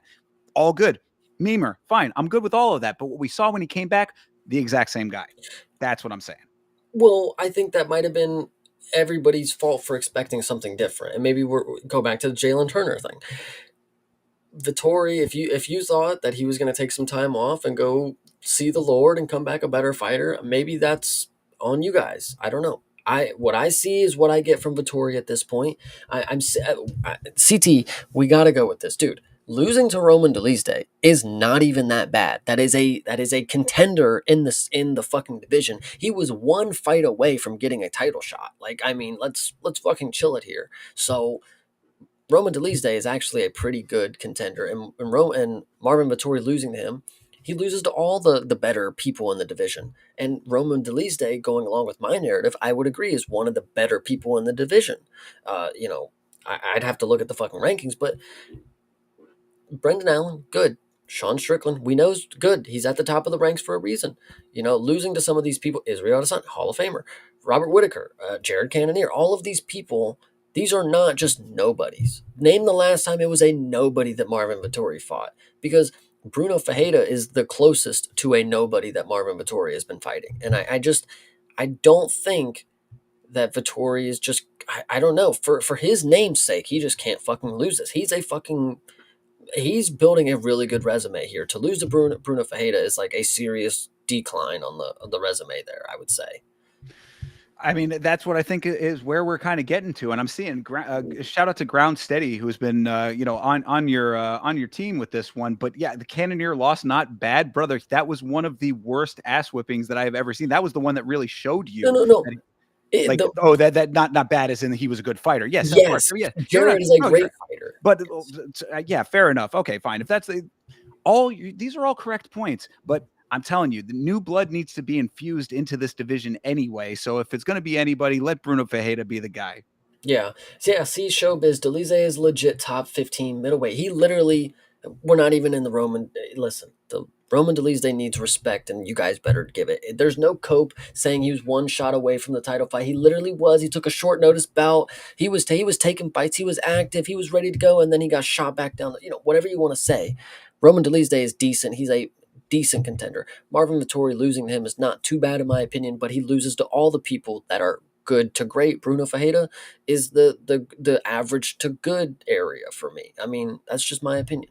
Well, yeah, I agree with that as well. I just think that this could be the chance for Fajeda to maybe break that perception. CTE makes a good point. Everybody loses to a nobody. It is the cycle. True. I So, fair. all right. Well, we've talked it through. So, chat's obviously got a lot of opinions about this fight. Tune in for the watch alongs. We, of course, will be doing our individual watch alongs. You can watch these fights along with us and find out who amongst us is correct. I'm sticking with the Bruno Fajeda pick. Yeah. All right. Vittoria it is for me. There you go. All right. Let's move on to the next fight here.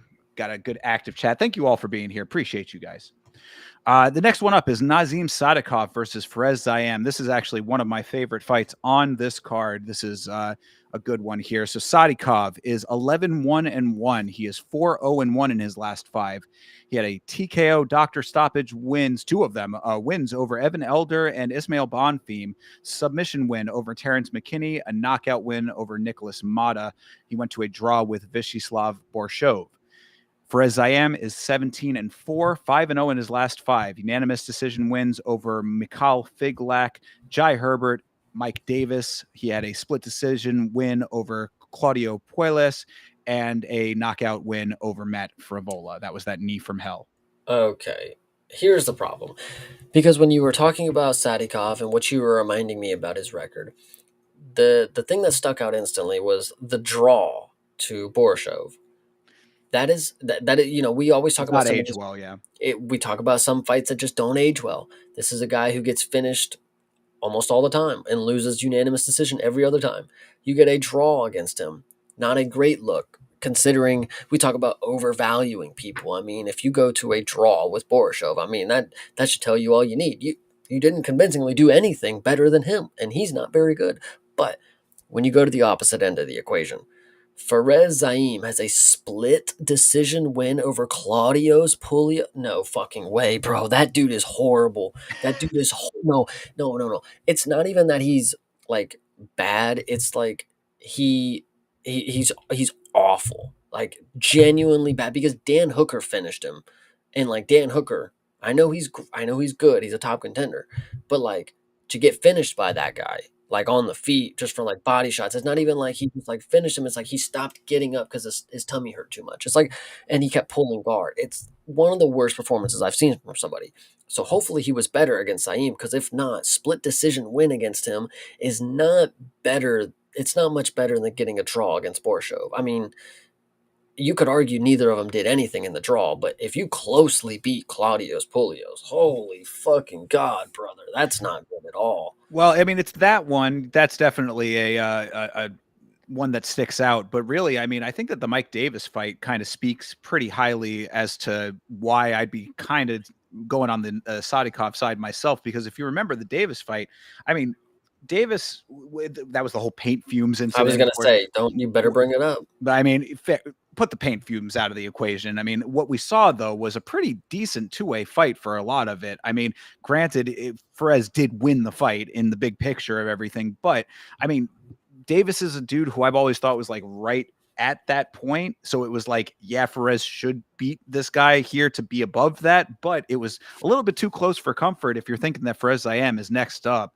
Sadikov, every time that I've seen this guy, I've always said I think that he's one of these like sleeper like banger fighters that like is just under the radar for a lot of people, but like really shows out in a lot of his performances. And we've been seeing pretty good consistency out of him. Fares Zayem, I think it's a little bit early still. I think that he has a great future ahead of him, though. I definitely think that, like, he's still on the come up, even if he loses this fight. But, like, all of those things being equal as I just laid them out, Sadikov is the dude who's speaking to me on this one. I also would like to go with Salikov, but Saeem, he's been shown. I mean, The ability to not have his leg snapped against Mike Davis was impressive. The ability to continue fighting after his tendons were clearly ripped from oblivion in that calf slicer position for majority of that round. It does show me that he's got some grit and some heart. So it is hard for me to go against somebody that I genuinely know. You know, when we talked about a lot of things when they come to this, but like you're in the sport to and you put yourself through this.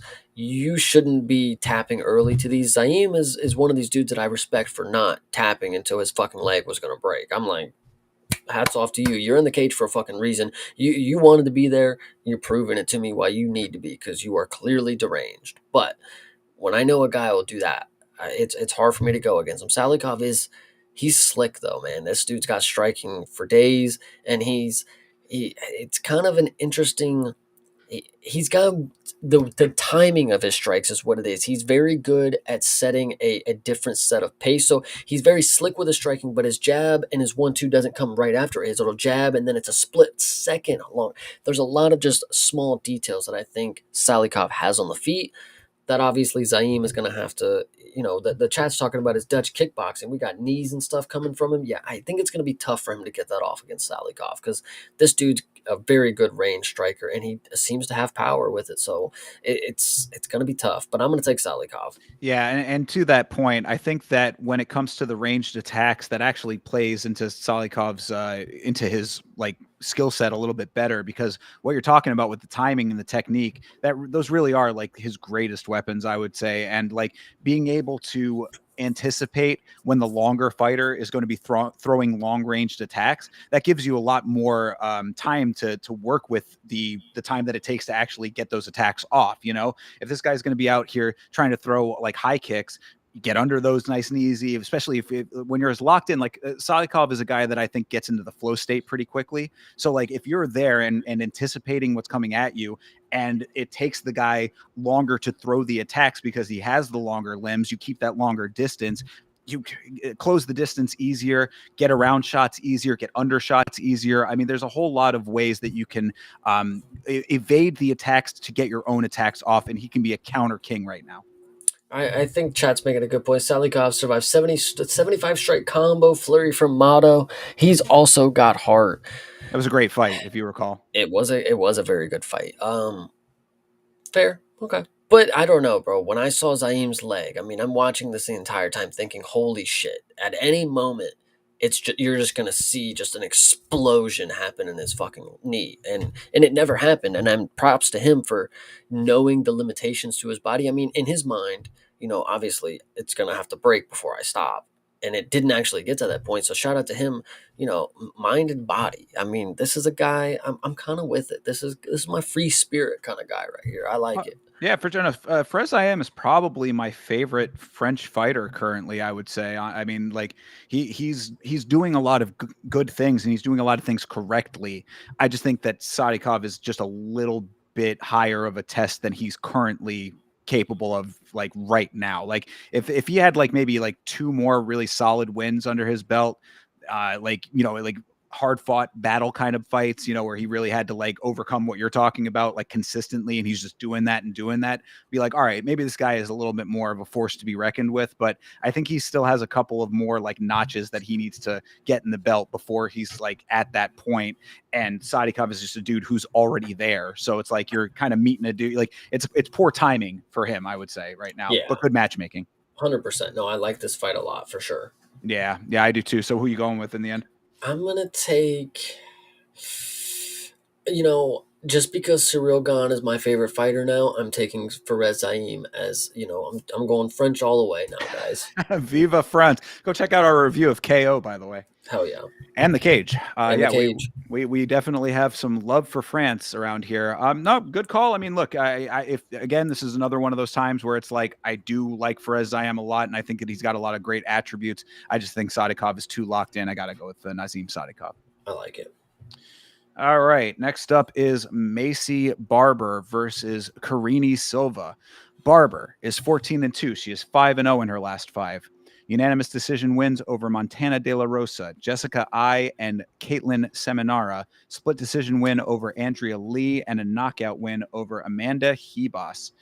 Karini Silva is 19-5, 4-1 in her last five. Unanimous decision wins over Diane Barbosa and Ariane De Silva. Sub wins over Ketlin Sosa and Marina Moros. Unanimous decision loss to Viviane Araujo. This fight stinks because we were supposed to get Aaron and Macy just a couple months ago. I mean, you And couldn't talk about this one without talking about that. Macy pulling out of that main event, of course. so the fact that this is the fight that we now get instead, Aaron, gets the Tracy Cortez matchup, but she gets a submission win. Macy Barber, I mean, rightfully, she's the one who kind of fucked up the main event kind of deal. I mean, from circumstances, obviously, it wasn't necessarily anything that she could have predicted, prevented is the better way to say, I guess. But this fight sucks. She's gonna win. I mean, this is Macy Barber's. Go ahead and read the names of the people that she beat again. By the way, Macy Barber, please. Macy Barber has unanimous decision wins over Montana De La Rosa, former Ultimate Fighter. Jessica I, it's a while back. Caitlin Seminara, aka Like who? Like, do you hear these names, chat? Like, oh god. But I still think she's Caitlin gonna win. Chikagian. I might remember that. No, And then, split decision win over Andrea Lee, kind of ages decently. And then the knockout of Amanda Hebos, I think, is the one that a lot of people would hang their hat on. yeah. Vivian Araujo beat Karini Silva. Like, I mean, I don't know if you can really, dude. This is a bad fight. Like, it hurts my eyes to even look at it right now. Like, Jesus Christ, it's not even that they're both individually bad. Karini Silva, I know less of, but this is just a fight that I could care less about. Like, what this means after. It's like if Macy wins, okay, we need to see her back where she should have been fucking 3 months ago or whatever. If she loses, it's like, all right, well, she fucking sucked. Okay, she was gonna lose to Aaron anyways. Like, who cares? Like, I don't know. Like, this Right. is just a hard one. Yeah. And shout out to TJF in the chat. Hold your tongue about Aaron She Blanchfield, is. my friend. I like it. I see the vision. Egypt. Okay. TJF. Excuse me. Yeah, no, Aaron Blanchfield, kind of bad. Yeah, no, she's good. Oh, okay. I thought he was saying about her skill set. No, I now I get you. No, Yes. she's fine. Yeah, fair. I mean, that's what you're saying about this fight hurting your eyes. Well, Macy Barber never does that. But I mean, either way, though, I think that you're really pretty on point with all of this. Macy Barber, she's definitely on the shit list right now as far as that whole situation went down. Will she make weight this time? Are we going to have more problems with weight? Is she going to show up to this fight? She's a little bit of a wild card in a bad way on that one. If she shows up, she makes weight and everything goes fine. She wins this fight. And then exactly as you said, she's right back to where she should have already been, which sucks. So, I mean, this is just kind of a dumb situation in general. Macy in the same camp as Armin in the sense of just pulling out of fights so that you can get easier fights and then get yourself back to where you should have been in the first place. I would not go that far. I have a little more humility for Macy because, I mean, it sounded like she was having some serious issues back there. I mean, it's not like she just didn't want to fight or she just didn't make the walk. I mean, they said she was having a seizure or something like that. Like, Sure. And yes, there were medical extenuating circumstances and all of that. And apparently Macy Barber does have a history of that. So, I mean, you can factor that in all you want. Okay, whether that is the case or not, that still bodes poorly for all of that. I mean, if she has those kinds of issues, then shouldn't there be further concern about her period? well, I mean, you were even making the argument with Armin. I mean, it is the same thing. I mean, whether Armin was telling the truth or whether his back hurt or whether it didn't, it doesn't matter. The same outcome happened. He Right. gets screwed over in the end for fucking with the promotion. Macy, just don't be thinking you're getting a fucking title shot here soon, girl. You're gonna have to wait a while. Like, you are, talk about back of the line. I mean, you're gonna have to see multiple contenders get their opportunities before you. So Yeah, for sure. But I mean, so then no real any kind of support whatsoever for Karini Silva on this one? what was your question? I was reading chat. Sorry. No support at all for Karini Silva. No, who cares? Like, she's like, bro, there's like 7 other women Silva names. We could Irene De Silva, like, Get him out of here.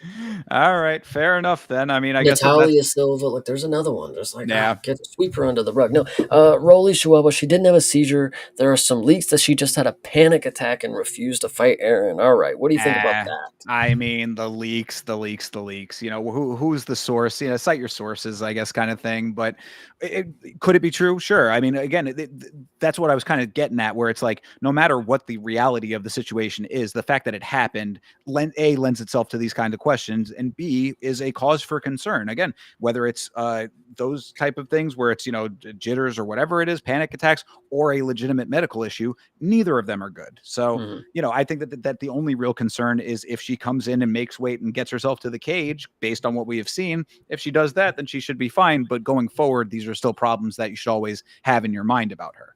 Yeah, 100%. So get to the cage, Macy Barber. And I'm taking her if she makes Yeah, it there. same.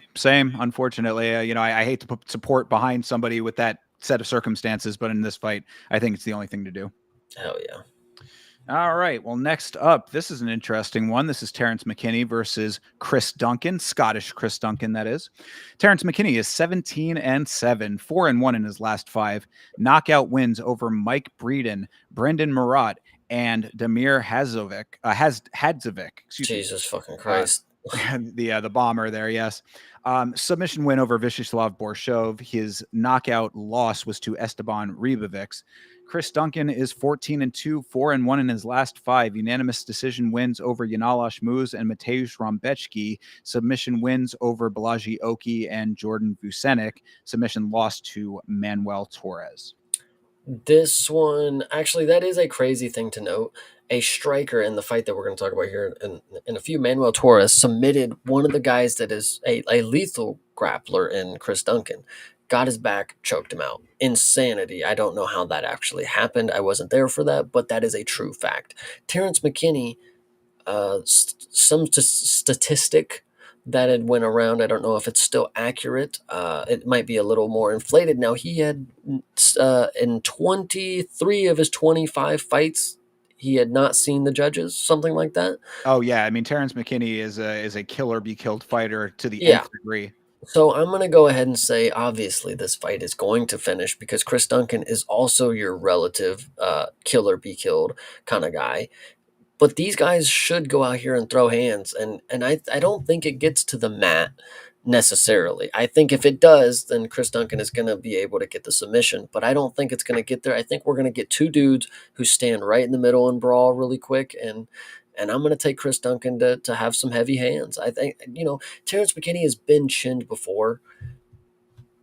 Chris Duncan, we're still at the beginning of his career. I would like to believe that we're going to see a good little resume being built here. He's got 2 or 3 Gilly wins or whatever it is, and then if he comes out here and he's got a knockout win against Clayton, not Clayton Campbell, yeah, Clayton Carpenter. Campbell, no Campbell. Campbell, You talking about Charlie Campbell? Charlie Campbell, Yes. Contender Series, and then if he gets a finish against Terrence McKinney, that's a really good resume to start off here. I would really like to believe that that's what's going to happen. Not that I dislike McKinney, but I've seen his ability to lose. I mean, it's frequent. So I would just say Chris Duncan's got this one. Yeah, that's kind of where my head's at as well. Is mostly because Duncan is a dude who I believe like has the ability to have the wherewithal to know that McKinney comes in with the level of intensity that he has. I mean, again, this is one of those things we talk about fighters like knowing your opponent, watching tape, things like that. Like this should be pretty basic stuff. So I'm like,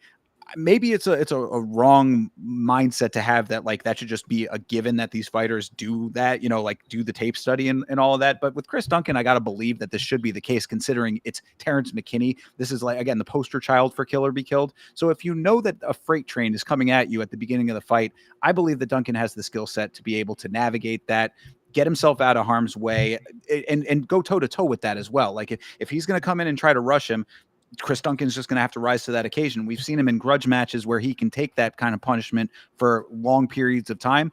all you got to do is get over the hump with that, get your own offense off. And I think he's a guy that can do that. Like Chris Duncan, I think, is a dude who has consistently, he's passed a lot of tests as far as I'm concerned. Like fight over fight, I'm seeing things in him that like you didn't see it the fight before, but it's like, okay, he's checking boxes now. This guy, he's got toughness, he's got finishing ability, he's got tenacity, he stays in the fight, for as long as it needs to go. He's starting to really come into his own as a fighter with a lot of attributes that really make him an attractive pick when it comes to predicting these things. Terrence McKinney, again, kill or be killed. That means you can be killed, and we've seen it a number of times. So I think that Chris Duncan's probably the safer bet here. Yeah, I think I like this one for Chris Duncan. Just go out here and brawl. I don't want to see too much grappling because we know this fight's going to end early. So just don't waste our time. Just go out there and slug. Just get it over with. Yeah, for sure. Yeah, I mean, make it the exact fight that it can be. I mean, this should be a very entertaining fight if everything goes the way we think it's going to. And Rolly Chihuahua, you do make a good point. He almost got finished by Campbell, yeah, but then he just slept him. Like, and I talked about that with Campbell many times. Is like he'll be having a good fight and then just magically just gets chinned and he's just now on the ground. Like I don't even know what happened. That happened in his last performance. I'm pretty sure too. He was looking pretty good and then just started getting rocked. Same thing with Chris Duncan. He had the upper hand on him and then Chris Duncan planted his feet and just dropped a Hail Mary on him. I think similar could happen. Terrence McKinney could get a little overzealous, and then Chris could just bomb him one time, and the lights could get shut off for McKinney. We've seen it time and time. That's literally what I think is going to happen. Like, because this is Terrence McKinney's style is to go in. Like the reason he is Mr. Round One, the reason that he doesn't see the judges ever is because it's 100% all gas, no brakes. Duncan is a guy who I think that as long as he knows that that's coming at him, that's a problem that he has an answer for. And if you want the sauce on how to make money, one of these days it's going to happen. Just take McKinney by decision. Call it a day. Call it a day. Yeah, for real. I mean, which one it's going to be is always up for debate. But there'll be one guy out there that it's going to be like, this is going to be the or really what it'll be too. He's 31 years old now, so give it maybe 3 years, something like that. Let him get a little bit farther down where he starts to slow down in the first round a little bit. You'll see the pattern starting to form. Eventually, it'll happen. Yeah, there we go. I agree. Also seeing in the chat talking about Karate Combat being on Friday there. I don't know what your plans are, Chase, but I very well might be checking that one out. Good deal. Yeah, I think I'll get off work and want to check out one. But if we are not at work already, we might watch some Karate Combat. So yeah, keep your eyes on the channels, plural. All right. Next up is Grant Dawson. I was wondering where Grant Dawson's been. Grant Dawson is fighting Manuel Torres. Dawson is 23-2-1, 4-1 in his last 5. Unanimous decision wins over Damir Ismagulov, Joe Selecki, and Diego Ferreira. Knockout win over Rafa Garcia. Knockout loss to King Green. Manuel Torres is 16-3, 4-1 in his last 5. Knockout wins over Frank Camacho, Nicolas Mata, and Drew Dober. Submission win over Chris Duncan. He has a knockout loss to Ignacio Bahamondes. Grant Dawson was 21-1, I believe, or 22-1 when he stepped into the cage to fight Bobby Green, who has possibly 5 knockouts to his record. Not many of them being in the UFC, and then presumably for $70,000 takes a dive. That's how I read that situation. But other than that being the fact that I believe Manuel Torres submitted Chris Duncan. Chris Duncan is a very good grappler, if not one of the better ones that I would say that I've seen with my own eyes. I mean, he submits people. People fall asleep when they go into his submissions. Grant Dawson, on the other hand, is said to be the best wrestler at American Top Team, said by Chris Duncan. What does this mean? I don't know. Chris Duncan is the best wrestler that I've seen from American Top Team. Grant Dawson don't do a lot of wrestling he finished Rafa Garcia. I'll give him that. I think that's who that was. Give him that. But the wrestling for Manuel Torres, I mean, I think he's going to start him on the feet. Grant Dawson's wrestling is just not going to be able to. It's just, listen, I'm sick of hearing about it. Manuel Torres is going to start him on the feet. Grant Dawson he got chinned by Bobby Green. That's all that I got to say here. Yeah, I mean, this is another one where I think that the wrestling negates. Manuel Torres is a dude who, he can hold his own in that regard. And if Grant Dawson thinks that this is going to be another one of his patented 3 rounds of, lay and pray and hold him down and get on his back and just, have his way to octopus him, get limbs all over him and just stick to his back. I think that Manuel Torres, that might work for half a round, that might work for maybe a full round, but I just don't see it working for an entire fight against Torres. He's too skilled to let that be the end all of the fight. The funny thing about Torres is, and it's not just the Bahamundez performance where you saw this. You see this in a lot of other fights that he has. He literally has one main combination. He throws it 1-2 and he overextends on the two every single time. I don't know if he's ever going to get better and stop doing that.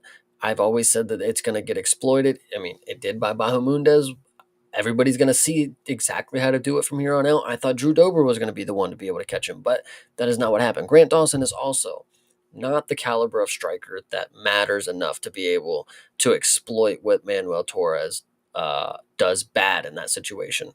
Grant Dawson's just going to fucking stand there and hopefully get destroyed by a 1-2 instead of slipping and doing the right things. Whatever you want to say, Bahamundez did exactly what needed to be done in that situation. Grant Dawson, he's just not going to do that. You So make a good point. I completely forgot, but you are absolutely correct about Torres with that overextension because that was a big note from our last discussion about him. But yeah, I mean that really goes to exactly what you're saying. Dawson, the striking is just not there. When was the last time you saw Grant Dawson get into a striking battle of any kind? Bobby Green, he got chinned, dude. No, but I I'm saying mean, no, but that wasn't a bad. I'm saying when has Grant Dawson ever gone toe to toe striking with somebody? Is what I'm trying to yeah, say. Rafa true. Garcia a little bit. I mean, not even really. I mean, Rafa Garcia was not really. He was halfway out of that fight before the fight started. You know what I'm Hmm. saying? So Grant Dawson, he's not. He leans on a very specific skill set, one that I think Manuel Torres has an answer for. So you cross the two of those out. If it's going to be on the feet, Dawson's not going to be able to protect his chin on the entire fight. I just think there's going to be a time where he's going to get clipped. Now that we're breaking it down, showbiz. No way Dawson's better than Gamrot. If Gamrot's at American Top Team, is Sean Brady also at American Top Team? No, Sean Brady is. Oh gosh, is he? No, I wanted to say he was The Chicago. reason That's I all in the Chicago. the reason I think that he might be is because all of these dudes fight exactly the same. They just have no fucking stand up and they just think wrestling and holding people down. Like they think that they're doing what other people are doing, but they're not. And I don't know, Grant Dawson. I'm just not seeing it. I lost money on you one time and some people they get some mercy and I have a little grace that I'll give back to them and they'll get a second chance. But Bobby Green knocking you out with a fucking just a straight right down the whatever. It just looked a little fluky even back then. And that was before we knew scandals were even possible. We thought you all were above it, but I know Grant Dawson is. I know he's got a couple $70,000 fucking paychecks, dude. Jesus Christ. I mean, he's got a wife with an ass that he can bounce a quarter off of. She's got that don't come cheap, is all I'm saying. Uh, True. no, I don't know. I mean, all again, all things being equal, I think that Torres is a more dynamic fighter, and he's not going to allow Grant Dawson to get into the exact same pocket that he always gets into. That's what I really lean on when it comes to Dawson is that you have a very a skill set that works for you, but it's very predictable. And I would think it's one that there are going to be a number of exploitable holes in over the course of a full fight. Like Torres, I think is a guy who can exploit those. 100%. Brady's in Philadelphia, by the way. Yes, there you go. That makes a lot more sense. Good deal. But All right, so who you taking? I'm taking Torres. Yeah. Fuck it. Let's take Torres. All right. All right. Well, getting into main card here. This is Jan Blachowicz versus Bogdan Gushkov. Jan Blachowicz is 29-11-1. He is 1-3-1 in his last 5. Knockout win over Alexander Rakic. Submission loss to Glover Teixeira. Split decision loss to Alex Pereira. Unanimous decision loss to Carlos Earlberg. His draw was with Magomed Ankalaev. I'm sure you recall that. Bogdan Gushkov is 18-3. He is 4-1 in his last 5. Knockout wins over Zach Pauga, Ryan Spann, and Nikita Krylov. Submission win over Billy Elikana. Submission loss was to Volkan Uzdemir. This is another one that I have the same things to say that I had about Marvin Vettori that I do about Jan Blachowicz. This is a guy who's proven. This is a guy at the top of, he's still at the top of the game. He didn't get knocked out by Alex. He took a draw to the former champion. I mean, what is telling you guys that he's not going to be able to take Bogdan Gushkov to the second round, and then Gushkov does nothing because he's tired, because he's a first round finish or a go home type of guy. You know, Blahovic is 42, but that makes me inclined to, and it's not even that he's just 42 that I think he'll be the veteran prowess, but like his game has always been to pull those veteran type fucking moves. Like he's always going to put you in the fight that you don't want to be in. He's always never getting chinned. He's always walking forward. He's always, he's got volume. He's got Polish power. He's got he's very good at checking leg kicks. He'll throw his fucking whole shin into his other. He is very, very good quality for 42 years old. Gushkov is going to cast out in the first and have nothing to offer for the later rounds. I think Jan could get a late finish here. I think that's even more likely. And he's 42 years old, guys. I know he's old, but he's good, very good. Yeah, I mean, look, I want to believe that, but what I have seen consistently, unfortunately, with Jan is that, he's one of those dudes that gets so close to the victory, and then whether it's the judges that do it or something in the fight that does it, there's some act of a higher power that gets in the way of him actually getting the nod. And when we're talking about calling the fights, it's hard for me to lean on that because I'm a fan for a long time of Jan. I mean, Polish Power was birthed with Jan Blachowicz, basically, as far as the meme of it, so to speak. The use of that term comes from this man, and there's a reason for that. We've seen it many times, but we have seen so many unfortunate circumstances. I mean, this is the guy, really. Remember when Alex was when they were looking for opponents, and I think it was around the Khalil Roundtree fight when that got announced, and Khalil was like number 10 or whatever, and people were saying, I mean, Jan is the dude who, if there was anybody that deserved, or maybe it was when Yuri got the rematch announced, and people were saying, if there's anybody that deserves a rematch, it's Jan, because Jan is the dude who probably beat Alex as far as, like if you go point for point in that fight. Debatable, of course. I'm not saying that it's absolutely facts, but split decision, that speaks to it. But did he get the win, though? That's what I'm talking about. It's things like that. We were talking about it with the Carlos Holberg fight. I mean, if you wanted to go point by point, there's probably a case to be made that he was the more active fighter in that fight, probably got some of the stronger shots in that fight. But did he get the win, though? It's things like that. And now, granted, you're making a strong case, going off of the comparison to the Vettori fight, because this is Bogdan Gushkov. He's newer. He's a guy that, not as tested at these higher levels with a guy like as vetted as Blachowicz here. But it's just hard for me to side with my dude, Jan Blachowicz, given the circumstances that we've seen. And it all started with the draw that just sent us down this path that just never seems to have gotten better for him. Yeah, but then you give him a matchup against a guy that, he rightfully should be able to beat. Again, you look at the people that Jan beat. Gushkov's name does not go next to Israel Adesanya, Alex Bejeda, Magomed Ankalaev, Carlos Olberg, potentially. You know, Luke Rockhold. You can just grab any of these people that Jan has just matched up with, beaten, and or lost to closely. Bogdan Gushkov was 13 milliseconds away from being choked out in the first round by Billy Elikana. So that, I don't know. And Billy Elikana told him to fucking finish me. Like, so I don't know. True. No, I think you're making very solid points.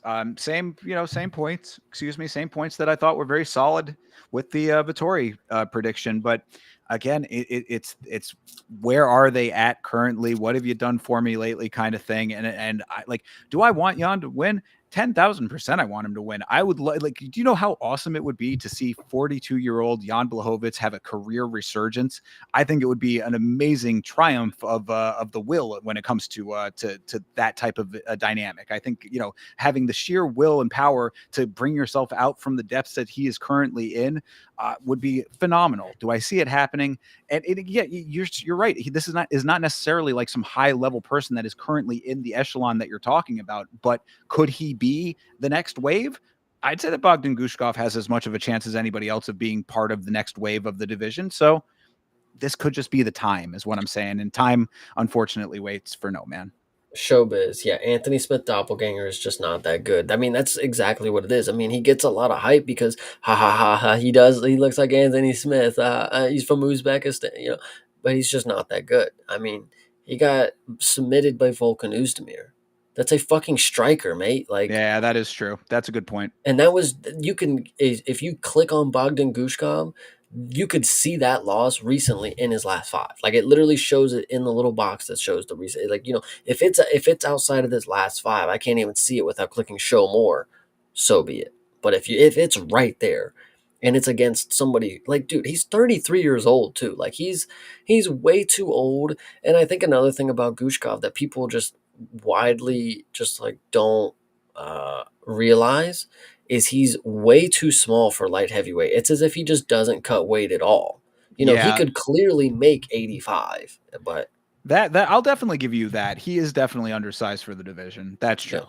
I Yeah. mean, it says 6'3", but I mean, he's pretty frail and doesn't look that tall to me. I was It's going to just say that does not track as far as the eye test goes. 6'3". I mean, no. because if you're saying he's taller than Jan, I mean, Mm. I mean, maybe it's just who he's been fighting or whatever. Maybe I it's mean, the optics. Elikana is pretty fucking tall, but That is true. but I think he's 6'4", and I'm pretty sure he made Gushkov look a little tiny, but that's just me.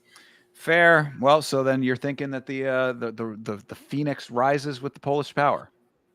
I think there's a scientific thing to it, and I talk about this sometimes, and I genuinely do believe when it comes to the fight game, it's inches. There's inches to there's the inch between grazing your nose and clipping your chin and you going out there. It's just a small inch.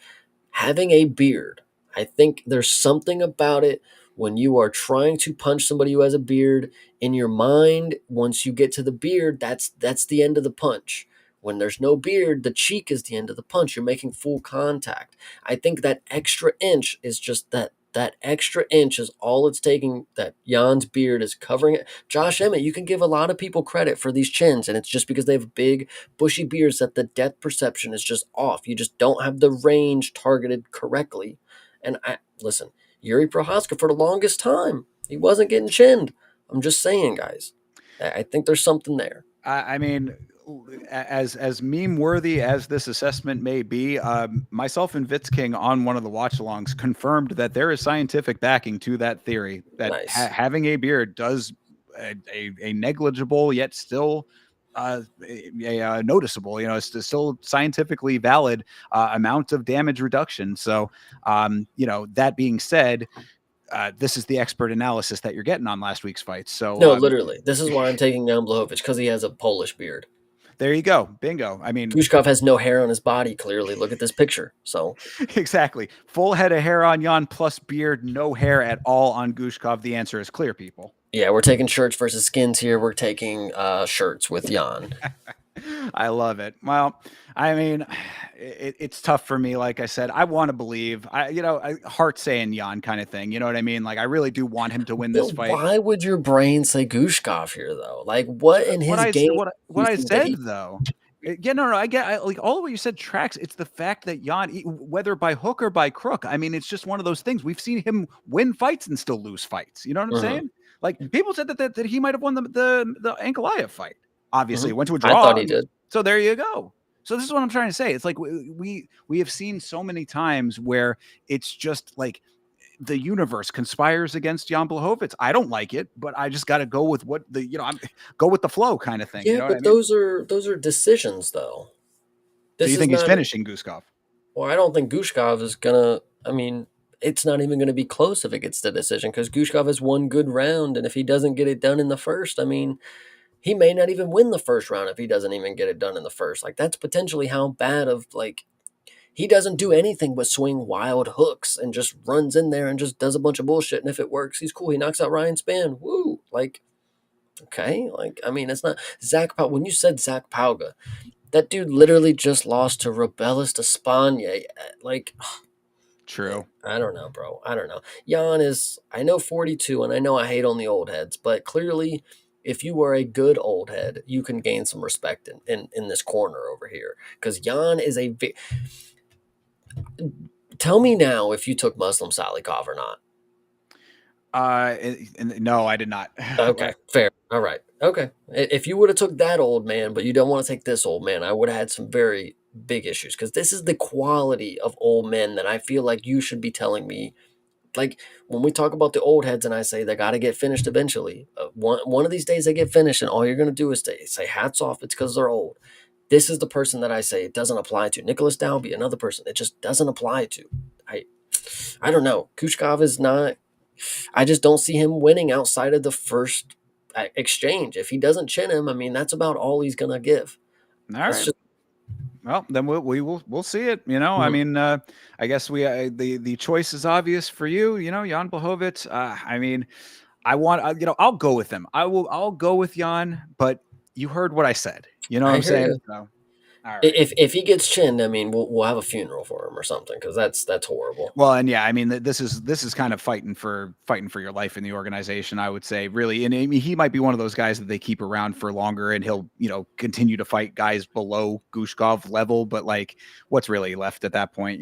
Yeah, I actually this is pretty interesting showbiz. Gushkov is from the same bullshit gym Shara Bullet trains at. That is interesting. I did not know Hmm. that is if that is the true statement, that is an interesting parallel. But yeah, bullshit gym. Yeah, Gushkov's training the shit that Shara does, but Shara actually does bullshit well. Gushkov just throws his fucking hands out there and sometimes can knock out a person who's not very good at fighting. But All right. Well, again, we shall see. I'm certainly hoping for a career resurgence for Jan Blachowicz in this one. I, career resurgence. See, do you hear how they talk about you, Jan? Brother, he is 1-3-1 in his last five. I'm just saying, man. I'm just saying. 1-3-1 when it literally could be 3-1 and like But what is it? What is the boots on the ground, my man? it's a BS draw and then a split decision that the narratives can be flipped on. And even with the Olberg thing, I mean, split decisions mean something. Like if it was unanimous decision, okay, but split decisions in a draw, there's no reason to be like, man, he needs to come back to full form. It's like he just lost a single step, maybe. Like it's not like he fell off and he's getting 30-26. It's like, okay, 29-28, and one judge gave it to him. It's like he hasn't fallen off. We don't need him to make the climb back. It's like he just has to do the same stuff and just have an opponent that's not as good as the other people that he's been fighting. I mean, and the True. people that he's been fighting are champions. So All right. Well, then, like I said, you sold me, Chase, but we're going to keep coming back right next week. And yeah, if Gushkod chins him, I don't know if I'll be back next week after that one, guys. exactly. We're going to have to sit you out. We're going to put you in the timeout for that one. All right. All right, let's keep moving on here. Henry Cejudo versus Peyton Talbot is up next. Cejudo is 16-5, 3-2 in his last five. Knockout wins over Marlon Moraes and Dominic Cruz. That's how far back we had to go for his stats here. Unanimous decision losses to Song Yadong and Merab Dvalishvili. Split decision loss to Aljamain Sterling. Peyton Talbot is 10-1, 4-1 in his last five. Knockout wins over Cody Simon and Giannis Gamori. Sub win over Nick Gary. Unanimous decision win over Felipe Lima. Unanimous decision loss to Hani Barcelos. All right. This one is interesting because what Hani Barcelos did well against Peyton Talbot, Henry Cejudo has like multiple gold medals of what that sport is just wrestling, and he's very good at it. Uh, will that come into play, and will Henry Cejudo be able to win the fight as Hani Barcelos did? I would love to believe so. I would love to believe so, but I feel like I feel like he wouldn't come in here with the game plan to wrestle Peyton Talbot. He always tries to come in here with this fucking karate stance and he thinks he's fucking McGregor sometimes. And brother, just fucking use your gold medals. Like I don't get where you don't come like you need to be wrestling, mate. Like You are already in a weight class that's out of your element. You got to use the things that you're good at to your advantage. Don't fucking sit here and start to try to strike with Peyton Talbot, because he's literally probably going to be the second person to knock you out, which was Demetrius Johnson. Apparently was the first one. I didn't even know this until a couple days ago. But Peyton Talbot, Jesus fucking Christ, this dude's 5'4" at bantamweight. You cannot give him respect on the feet. Don't let him fool you. He's a little troll. You can starch this dude. I know it may listen, 38 years old is not the oldest that we've seen. Certainly not the youngest, but for somebody who's never been finished, you're in that area where you could get finished. I know I didn't make the argument for Jan. It's because he has a beard. Cejudo doesn't have that chat of a beard. It's just a little scruff. He's going to get chinned by Peyton Talbot, I fear. And if and I fear that because he might try to stand with him. If he just fucking uses his gold medals, I think he'll be fine. Honey Barcelos had a field day with this guy. Well, to my point, the point that I would be countering to that is actually Showbiz's same point, is that I think that Cejudo is just checked out. I mean, even when it comes to the wrestling, if you recall in the Song Yadong fight, he was trying to initiate some entries. Song Yadong was able to just use his movement well enough to not let him get the entry points. That was something that was a little concerning to me in that fight, because I would see him starting to try to set up a single leg, and then he would just abandon it because Yadong was just on his bike. He was out of the range. He was in a different position. He wasn't able to initiate the things that he did well. So he kind of had to lean on his striking, and then Yadong was just piecing him up. Peyton Talbot, not necessarily as fast, I would say, as Song Yadong, but probably similar skill, if not like the same type of skills, but like if you're just talking like across the board, like the stats bar, I'd say that they're kind of in the same echelon somewhat. So I just think that Cejudo's best days were on the earlier side of his retirement. He has not been the same person since he has come back. That was a gamble that did not pay off, and we've been seeing the results of that. All of these losses have been recent. I mean, he's not looking good. He's not looking like that guy who won all those gold medals anymore. And I think that this is a chickens coming home to roost type situation there. Peyton Talbot, one loss to Hani Barcelos and then rebounds. I mean, this is exactly what a guy in his position should do. What my initial note was going to be about Peyton Talbot is that, we all can kind of still have this image in our mind of him as being like this new kid on the block. He has 5 fights in the organization at this point. He's not exactly like this, the fresh-faced youngster anymore. I mean, he is, but he's not. You know what I mean? Like, has the octagon time. He's gaining the experience at this point. I think this is another example of line goes up, line goes down, and then they're meeting right there in that middle. And it's just an unfortunate time for Cejudo because Peyton's on the trajectory on the upward. I think it's just, even as somebody who I like Peyton Talbot, I don't have a problem with him, but even somebody who would be a fan of him should certainly question what level of Dana White privilege this dude has. Because you lose to Hani Barcelos, you lose all the momentum that you've ever once had. Then you come back and you get a decision win. Now you get to face a former fucking champ, double champ at that. But it's Cejudo on the losses, though. I think that plays in, though, bro. You know what I'm saying? I mean, this is not. It would be a lot different if Cejudo, like, even if Cejudo was on like a checkerboard right now, he's on a losing streak. Yeah, but like, anybody who's on a losing streak, Israel Adesanya is on a losing streak now. But anybody who gets him, it means something if they get to fight Israel Adesanya to put his name on their resume. Peyton Talbot getting to put Henry Cejudo's name on his resume after just losing to Hani Barcelos, I mean, it's a little fucking questionable. I think that goes into organizational politics, because I don't think anybody at the UFC considers Henry Cejudo in the same category as Israel Adesanya. Yeah, fair. I feel, yeah. So, but and again, I like, even with that being the case, though, I mean, I like I was saying initially, it's this version of Henry, and that's, I think, really what this all boils down to. This is just a dude who is not himself anymore. Like, he tried to again, it was a gamble that didn't pay off. He tried to play this whole, I'm gonna try to get what I'm worth.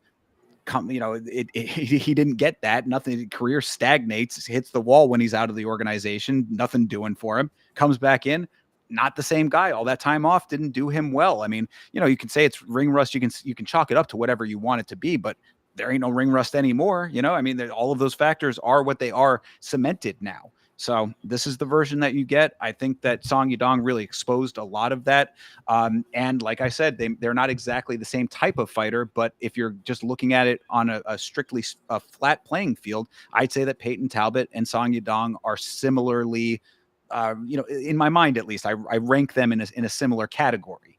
So that being said, we saw what Song did. I think Peyton Talbot does something similar. I think the last thing that I'll make, last point, is Henry Cejudo. At the time in his career where he wanted to be the Triple C, he was dedicated to his craft and he worked almost probably every day. Now he's at the point where his craft is sports entertainment. This is the back end of what he wants to do. He just thinks he can hop off the podcast chair and go compete again in the UFC when he's not taking his craft as serious as he once did. And he's at an older age now where it's even more crucial that he should be taking it more serious because his body's not gonna it's not gonna add that extra compensation for whatever he's lacking. I think it's just not going to be a good performance. Peyton Talbot's probably just going to. I'm really hoping we get the first finish that I get to see of Henry Cejudo. I like Henry Cejudo, but the karate stance, it was cool back when you did it against DJ. That the first time when you came back, whatever. Peyton Talbot though, I you just can't let that happen. Just don't let me watch that karate stance for 3 rounds. That's what Just I'm asking. very quickly to play devil's advocate, though, I mean, what you just described about coming off the podcast chair, we just saw Kamaru Usman do exactly that. You don't think that that's possible for Henry? Oh fuck yeah. No, because Kamaru Usman one has this ability. I've seen recent pictures of Henry Cejudo. It does not look like he stays in fight shape. I mean, it looks like he's been hanging out with Kelvin Gastelum. Kamaru Usman stays in fight shape. He is always fight ready. He is also at, when it comes to size and athleticism based in the division that he's in, he matches up well with a lot of those people. Henry Cejudo is 5 foot fucking 4. I would say it's a little harder for him to just hop off the couch if you haven't been working out or training with people at a different size and stature than you consistently. That when a 5'10" man comes up against you, it's going to be a lot different. Maybe in your mind, it's like, oh, I've done this before. I'm very experienced. I've had plenty of fights to tall people. But it's like, if you're not actively in the gym working on it, we're going to see. I don't know. True. Yeah. I mean, it tracks to me. I'm in the same camp. I think that I don't necessarily know about Peyton finishing him, but I think that he's got enough skill at this point. Again, like I said, he's not a newcomer anymore. We got to get this image of Peyton Talbot being, the fresh faced new kid on the block. It has to erode over time. I mean, he has a good amount of octagon experience now at the highest level, not the highest, but, in the UFC. I mean, Mhm. I think that he's getting himself to the point of really coming into his own now. We work the kinks out with the one loss, perfect timing for the loss as well. Comes back better in his next performance. This is an extension of that. Yeah, 100%. All right. Next up is Brandon Moreno versus Tatsuro Taira. Good matchup here. Moreno is 23-8-2. He is 3-2 in his last 5. He has a doctor stoppage TKO over Davison Figueiredo, unanimous decision wins over Amir Albazi and Steve Urseg, split decision losses to Alexandre Pantoja and Brandon Royval. Tatsuro Taira is 17-1, 4-1 in his last 5. Knockout wins over Carlos Hernandez and Alex Perez. Sub win over Hyun-Sung Park. Unanimous decision win over Edgar Shirez. Split decision loss to Brandon Royval. Okay. Everything that you said is very good. It's flyweight. It's all competitive. We got a lot of different names that are shared between them. Not a lot, but Brandon Royval is the one that shares between them with a split decision loss for both of them.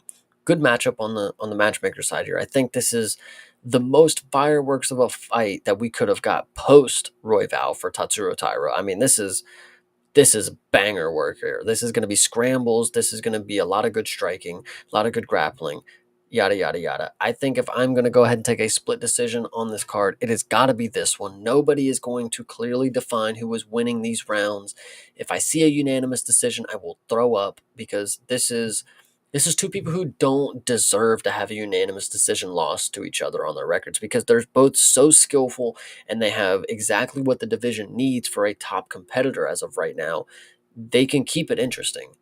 Just if I get the Tatsuro that was against Royval, I think Tatsuro should win this one. But again, That split decision is what I think it'll be. Brandon Moreno is not somebody who's going to get smoked. He's not going to lose convincingly. He's going to make it as close as it gets. And then we're going to have some suspense going into the judge's call here. I'm taking Tatsuro 17-1, arguably could be 18-0 with a split decision loss. It, and that was coming off of a fight. If Tatsuro knows one thing, he knows how to compete. That was the fight against Royval was as close of a competition that I've ever seen in mixed martial arts. It was legit back and forth, splitting rounds, and then the fifth round was as close as you can get. Arguably fight Tatsuro, of the year that year. exactly. Tatsuro Taira has the ability to make anything happen here. Brandon Moreno is also this, Swiss Army knife of a fighter, which all flyweights at the top of the division need to be, unless you're specifically amazing, and we'll talk about this in a little bit. Tatsuro Taira, I gotta go with him, but I am very aware that Brandon Moreno could steal this away from me very, very easily.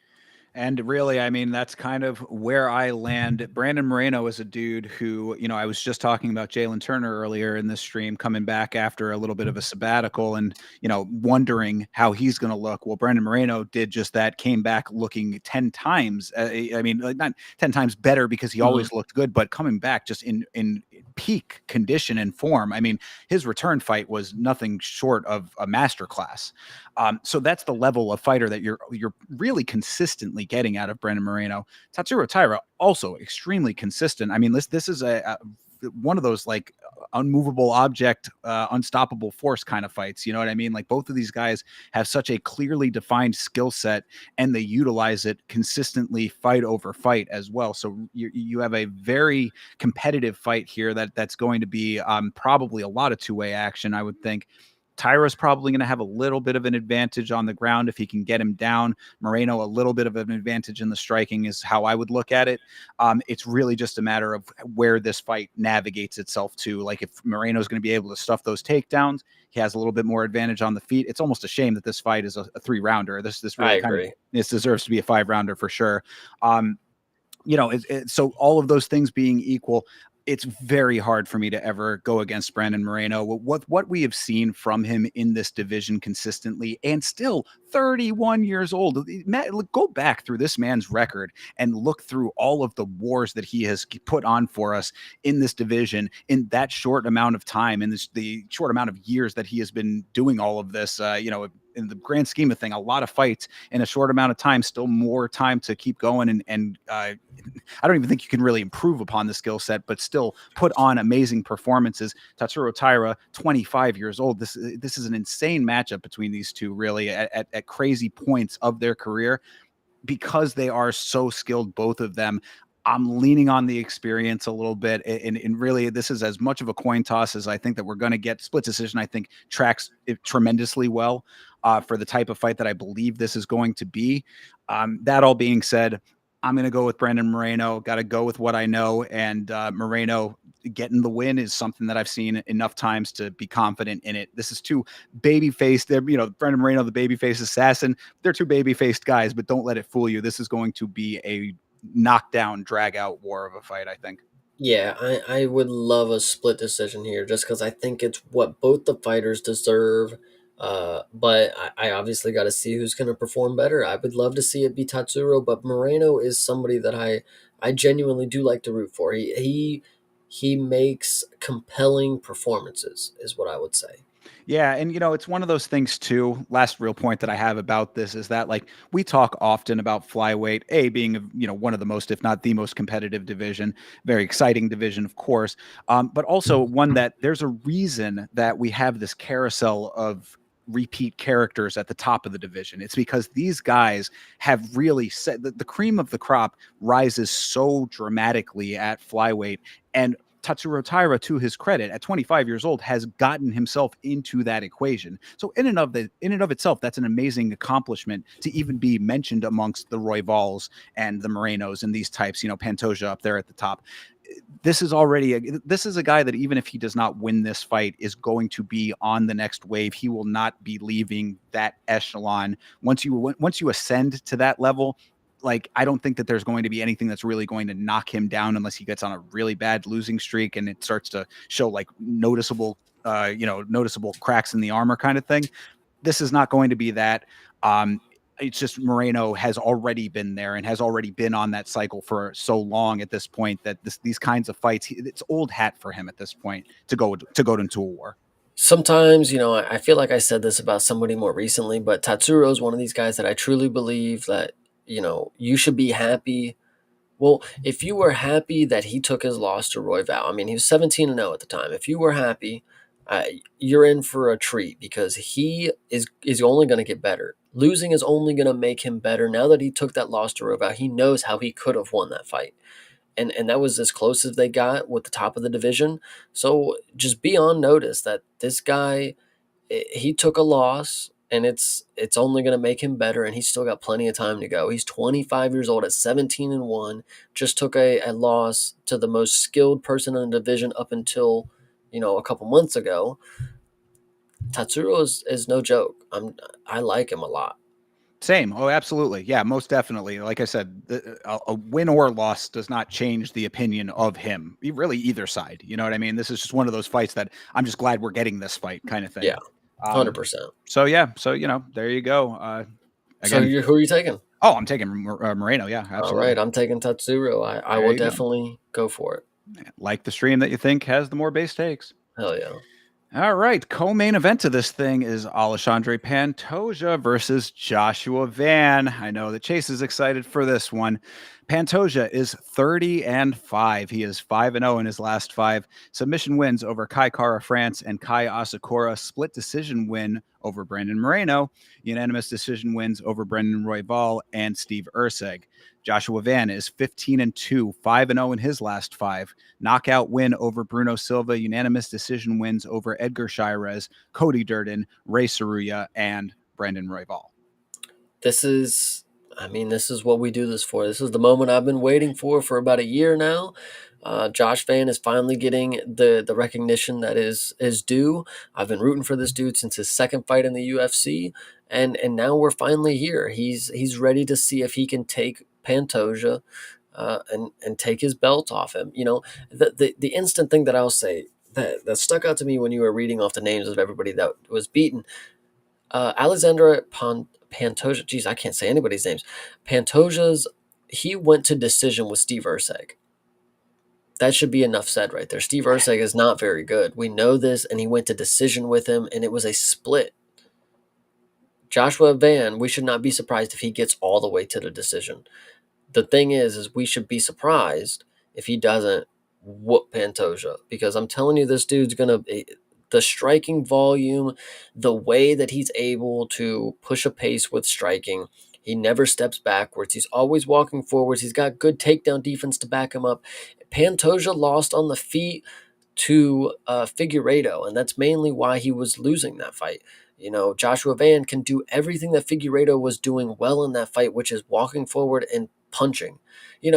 Pantoja has a good idea that he can take a lot of these punches and he can tire his opponent out, because once they see that it's not going to work, Kaya Sakura, you can give me everything you got. You got one round, get it out. And then the next round, I'm just going to choke you out. Same thing. Kai Kara fronts, you get everything, you get it out. Get it out your system. And then once you realize it's doing nothing, I'm just going to take you down and I'm going to drown you. I'm going to choke you out. Josh Van is different from these other fighters. I hinted at it a little bit ago. Flyweights, you have to be so well-rounded and skilled. You have to be so good at everything. Josh Van is very well-rounded and very skilled, but the difference is he's so much better of a striker than he is at everything else that he does. His striking is 10 times better than all the other average skills that he has. It just elevates how good he looks because what he does with his striking is so impressive. He could put a pace on Pantoja that he's never seen before. He could put the first 5-round fight that this dude has. I mean, if it even goes to the 4th round, you could see legendary striking numbers from this guy. I mean, I hate to break it to you guys. This dude has set the record for most fights with like 200 strikes in under 8 fights or whatever. This dude's fucking ridiculous. He does good shit. If Pantoja decides to let him try to tire himself out, he's going to end up losing rounds because Josh is a very, very good striker. He does not get tired. He can do it. He can do it all day. And if you want to try to wrestle with him, from what it looks like, he's got some very good takedown defense. And listen, I know Pantoja's different. I know his grappling is different. But Josh Van, I mean, until I see somebody be able to wrap an arm around his neck and choke him out, I'm gonna believe that it's not gonna happen. And I've seen him punch a lot of people in the face, and I've seen Pantoja get punched in the face by a lot of people. He's 35 years old. It's not the oldest, but time will tell. And if anybody's going to be the one to knock Pantoja into another stratosphere or do something that makes striking look like a weakness for Pantoja, Josh Van has the ability to exploit that the most. I think Kai Kara France, he has the power for it.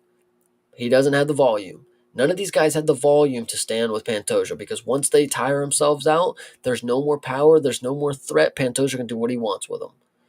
Josh Van doesn't have that.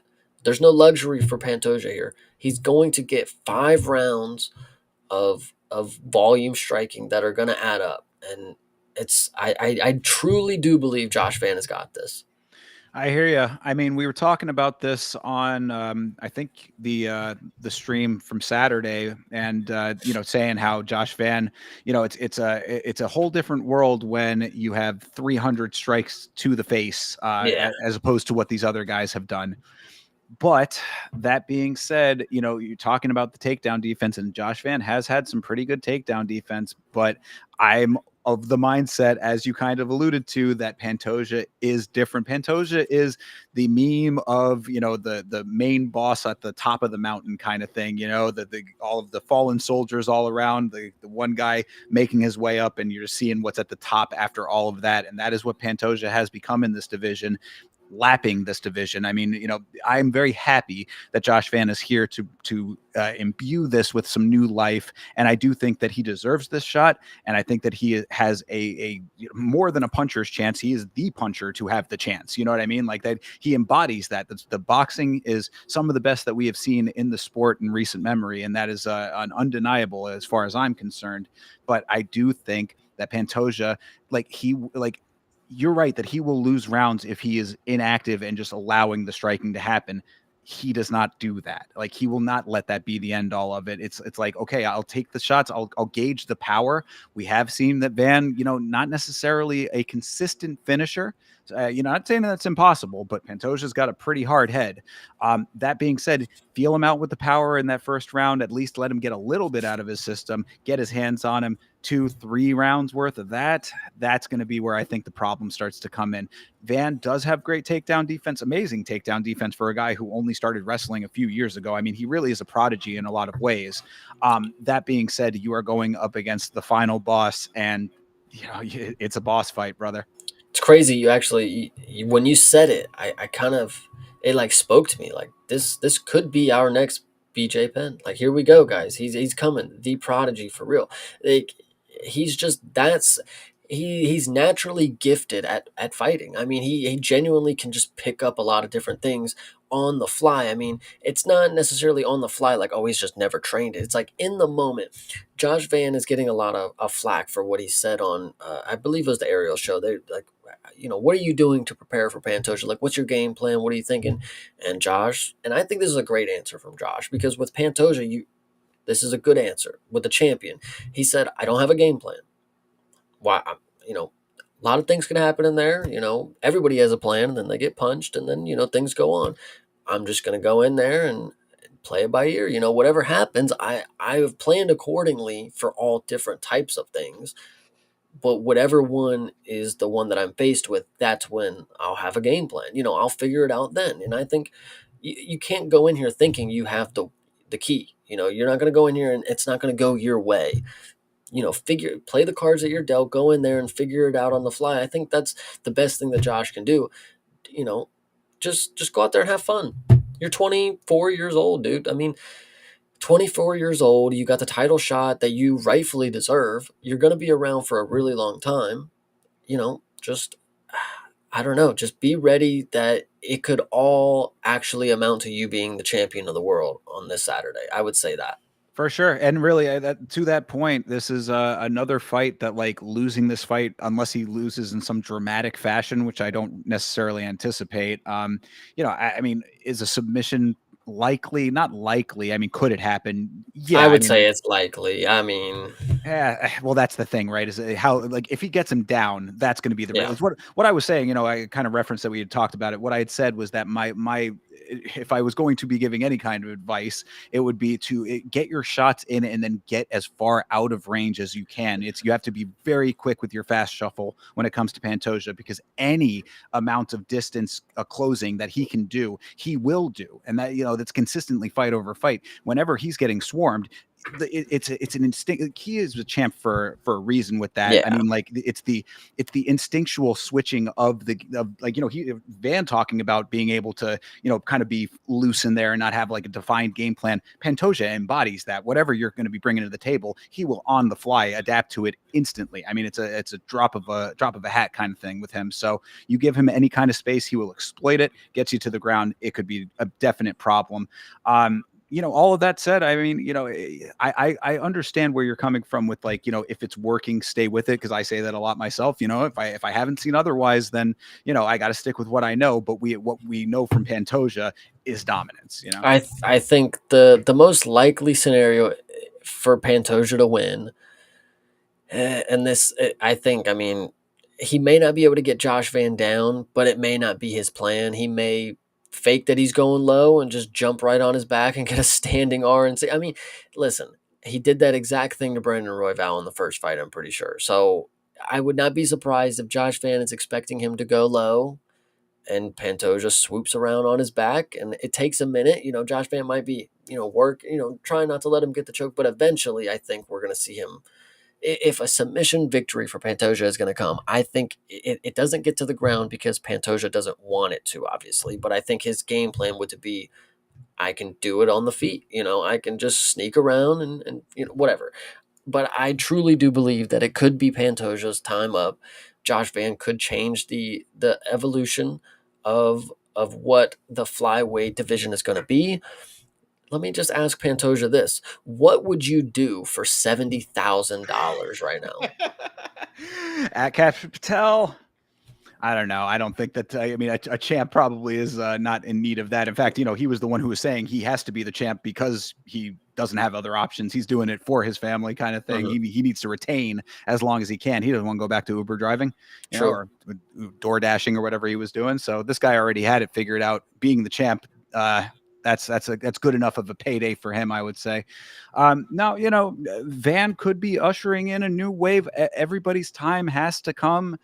It's just hard to say with Pantoja that like this specific what we have seen, the specific skill set of Josh Van is going to be the thing. Now, granted, Mhm. Josh Van does his thing better than we have seen from almost anybody else, really, in a lot of ways. Like I said, the boxing of Josh Van is unparalleled in a lot of ways. I mean, like, think of another guy, and you can take it outside of flyweight. I mean, like, as far as consistent technical striking goes with the volume that he has, it's really like he almost is in a class of his own in certain senses with that. Like, I mean, I'm sure that you could find it, but show me another guy with the stats that he has when it comes to the volume. I mean, it's really got to be very, there has to be a level there that he is surpassing. So that all being said, has Pantoja not seen that type of volume before? Yeah, I mean, probably not exactly like that, but can he withstand that type of volume?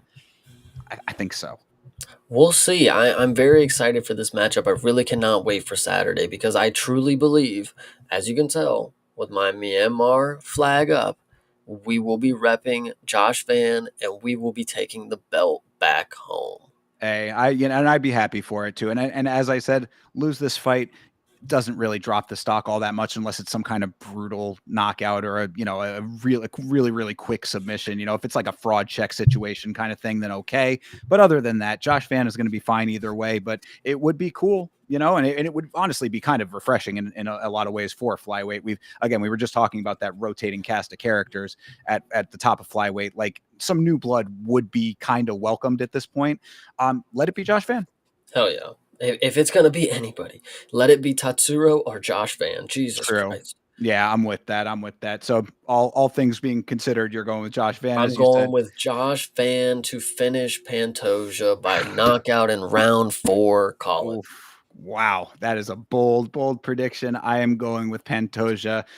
By submission, yeah, I want to say by decision actually, which I think is kind of crazy. But Josh Van going through a 5 rounder and coming out the other side, we did see that. So I'm sticking with the champ again. Go with what you know. Yeah. All right. Well, speaking of championship fights, that brings us to the main event of this thing. This is Merab Dvalishvili versus Piotr Jan. Your situation with Josh Van and having watched him ascend is almost to a T the exact situation that I have had with Piotr Jan. I've seen every single fight that he has had in the organization, so definitely been a fan for a while. Merab Dvalishvili is 21-4, 5-0 in his last five. Submission win over Sean O'Malley, unanimous decision wins over Corey Sandhagen, Umar Nurmagomedov, Sean O'Malley, and Henry Cejudo. Piotr Jan is 19-5, 3-2 in his last five. Unanimous decision wins over Song Yadong, Davison Figueiredo, and Marcus McGee. Split decision loss to Sean O'Malley. Unanimous decision loss to Merab Dvalishvili. Okay, so the thing is, the only thing that I have to say is Peter Yan, he is seen as some super exciting fighter by the fan base. Me and the Mank in the Discord, we have officially decided that we are no longer believing this. He is fun. He is fun. But he is not one of the most exciting fighters on the roster. He is fun and he's good, and he downloads the data for round one. Okay, cool, cool. But statistically speaking, I'm looking at the stats from the first fight. Merab shot 49 takedowns on him. Good Lord. That is an insane stat. He landed 11 of them, mind you. So the fact that he was able to get up 11 to 12 times or whatever it is, shout out to Peter, but you lost 50-45 on all the judges' cards. And he does say that he had a broken hand or something. And he's like, if you go back and watch, I never did anything with my right hand. I I may have seen some clips that might corroborate that story, but I think the key is he shot 49 takedowns on you. I mean, It's there's what he not does. there's not enough time in between him attempting takedowns for Peter to score points that mean anything. So, okay, he shoots, okay, he stuffs it, we'll get a one. And okay, before I can even land a strike, he's shooting again. And then maybe he gets that one, or if I get up and then he shoots again. Like, it's just a never-ending Yeah, result. I mean, I if you break that down, that's 10 takedowns per round. mhm. I mean, Yeah. -1. I mean, that's a ridiculous stat. Um, I like okay. Well, let me at least counter the excitement argument from Piotr Jan. Yes, we all know that Piotr Jan drops the first round. This is known. I too am not a fan of the downloading the data bullshit. I don't like it. I never have liked it with him. What I will say is that once he does do that, he picks up his striking in a way that is, I would say, very entertaining and exciting. I mean, I think that he is a extremely technically skilled fighter. I hate that he drops that first round. It doesn't bode well in a 3-round fight. It does not bode well in a 5-round fight. It never bodes well. You know me. I am Mr. Start strong. That is, I'm constantly saying that. Come out strong. Have a good, strong showing in the first. It sets the tone for the rest of the fight. He is a person that breaks that rule, but does it exceedingly well when he has a dance partner that allows it. This is the fatal flaw. We often talk when it comes to rematches, what is going to be different? What is the thing that has changed? Now you're saying that there was a hand injury. That's what he was saying. Okay, fine. Like you said, I will allow for that. Does it change anything about Merab? No, it does not change a thing about Merab. Merab does the same thing every fight and does it exceedingly well. This is the difference in a guy like Merab than any other dude who has that same set of attributes that you're talking about with a consistency type thing. Like this is the difference between a Merab and a Grant Dawson. We were just talking about Grant Dawson having a skill set that he does not deviate from, but Grant Dawson ain't Merab with the way that he enacts the game plan. it's consistently dominating, and and it's the cardio that will not let up. I mean, all the things that we talk about with Merab, they ring true fight over fight. The reason that Merab is able to be as active as he is, one of the most active champions that we have currently, is because of that consistency. And it just is not going to change based on Piotr Jan having his hand healed up. I don't see what Piotr Jan does differently, adjusts in his game plan, in the fight style that he has shown consistently fight over fight. What does he change? I don't think he changes anything. I think we get a very similar outcome in this fight. I also would like to think that we're gonna get a similar outcome. I mean, they fought a while ago, so maybe Peter's just been cooking up some master game plan for when he finally gets his revenge, you know. But I've seen plenty of good strikers. You know, Sugar Sean, a good striker, couldn't do anything with Marab. Eventually, he ended up getting finished in the rematch. What does that say for Peter? Let's not be too hopeful. Marab, when it came to Corey, people would say Corey's a great striker. I listen. Marab did his thing against Corey, even had moments on the feet against Corey. Peter Yan is a good striker. I mean, he fits in with all of those other bantamweight strikers. You know, split decision with Sugar Sean. You know, that's a point right there. Marab is just gonna do what he's done to all of the other strikers, which is pick them up, drop them on their butt, tell them to get back up, and then rinse and repeat. I mean, there's not really too much more to it. I mean, he's gonna do his whole things, and you're just gonna have to accept that that's what's gonna lose you the fight. People really don't like the meme ability that Marab is able to score on the judging. Win the fucking fight then. If you don't think his memes can win you the fight, how about you go fucking win it then? I don't know. So I I'm gonna go with Marab. I got to.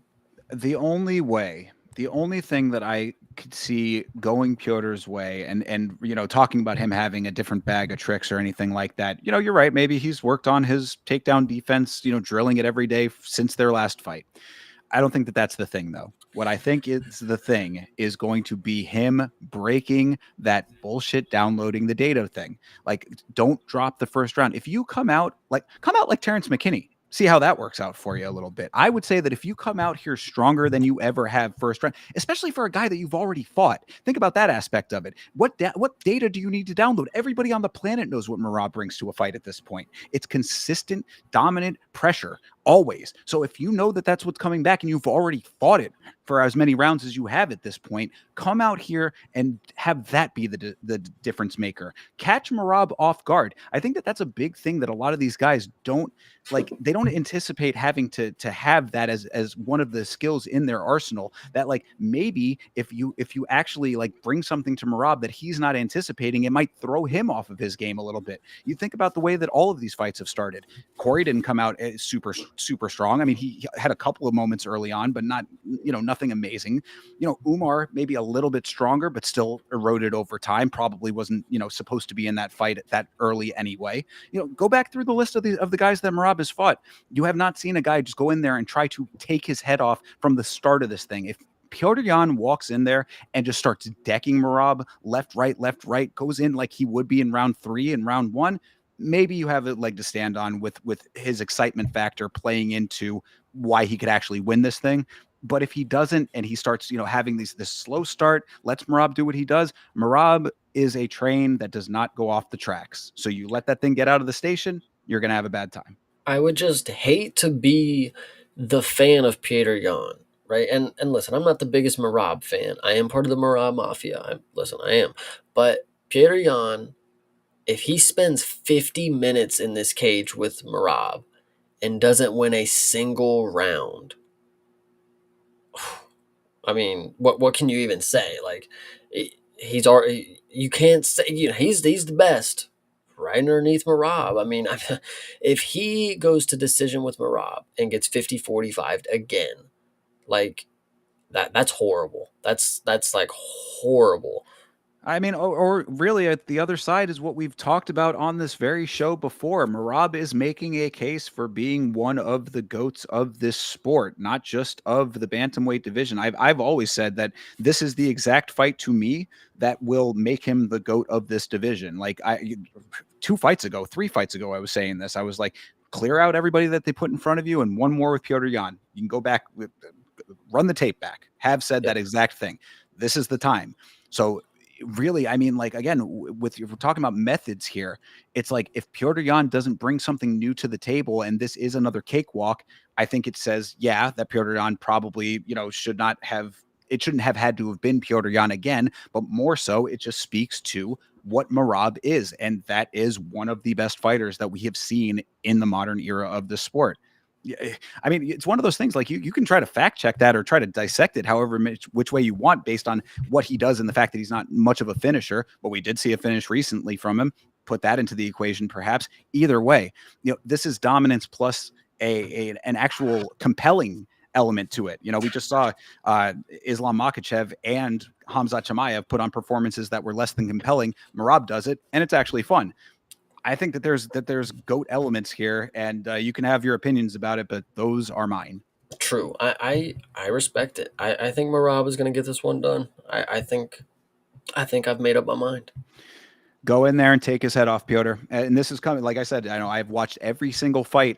This is the level that I was at the time that he was coming into the organization. I went back to his fights pre UFC, and I watched one of those that he fought over in Russia. That's how I gained like the anticipation to be like, okay, this guy might be somebody to watch out for. And I saw him evolve and mature in this sport. I've been riding with him all the way up until the Aljo acting incident and all of that with the illegal knee. It's been a long and strange road for Piotr Jan. A lot of things have not worked out how they may have otherwise. This road takes a lot of twists and turns. This is your opportunity to write yourself back on a path that you might have already had under different circumstances. So go out there and rip the head off of this man's body, and then everything changes in an instant. I just don't see it happening. I agree. All right. So, Merab from both of us. And that will do it for our predictions for UFC 323, people. Another one that should be entertaining on paper. And of course, the last pay per view for the foreseeable future. So, you can watch these fights along with myself and or Chase here. We do our individual watch along. So, or you can watch these fights with me and possibly the Vitz King, most likely the Vitz King, at youtube.com/@YamaShow. And Chase, I know you can tell them where they can find you. They will find me on youtube.com/@CPSmalls. Every Saturday the UFC is going, occasionally Tuesdays if there's Tough and Dana White Contender Series, and every Friday mornings watching ONE FC. So make sure you're there. Make sure that you go and hang out with my boy Chase for those ONE Championship fights. They are awesome, and a great time hanging out with the homie in the chat. I am on Instagram, Twitter, and Facebook at YamaShow. Make sure you follow over there. Make sure you go and watch our review of Warrior, by the way, and MMA on Film. We're getting a next one of those all cooked up, but go and check the current one out in video form right now. Appreciate you guys. It's been a really active chat. The conversation was really good for this one. So thank you all for being here. We appreciate that very much. We will see you for fight night. Until then, have a great rest of your night, a great rest of your week. And as always, fight on.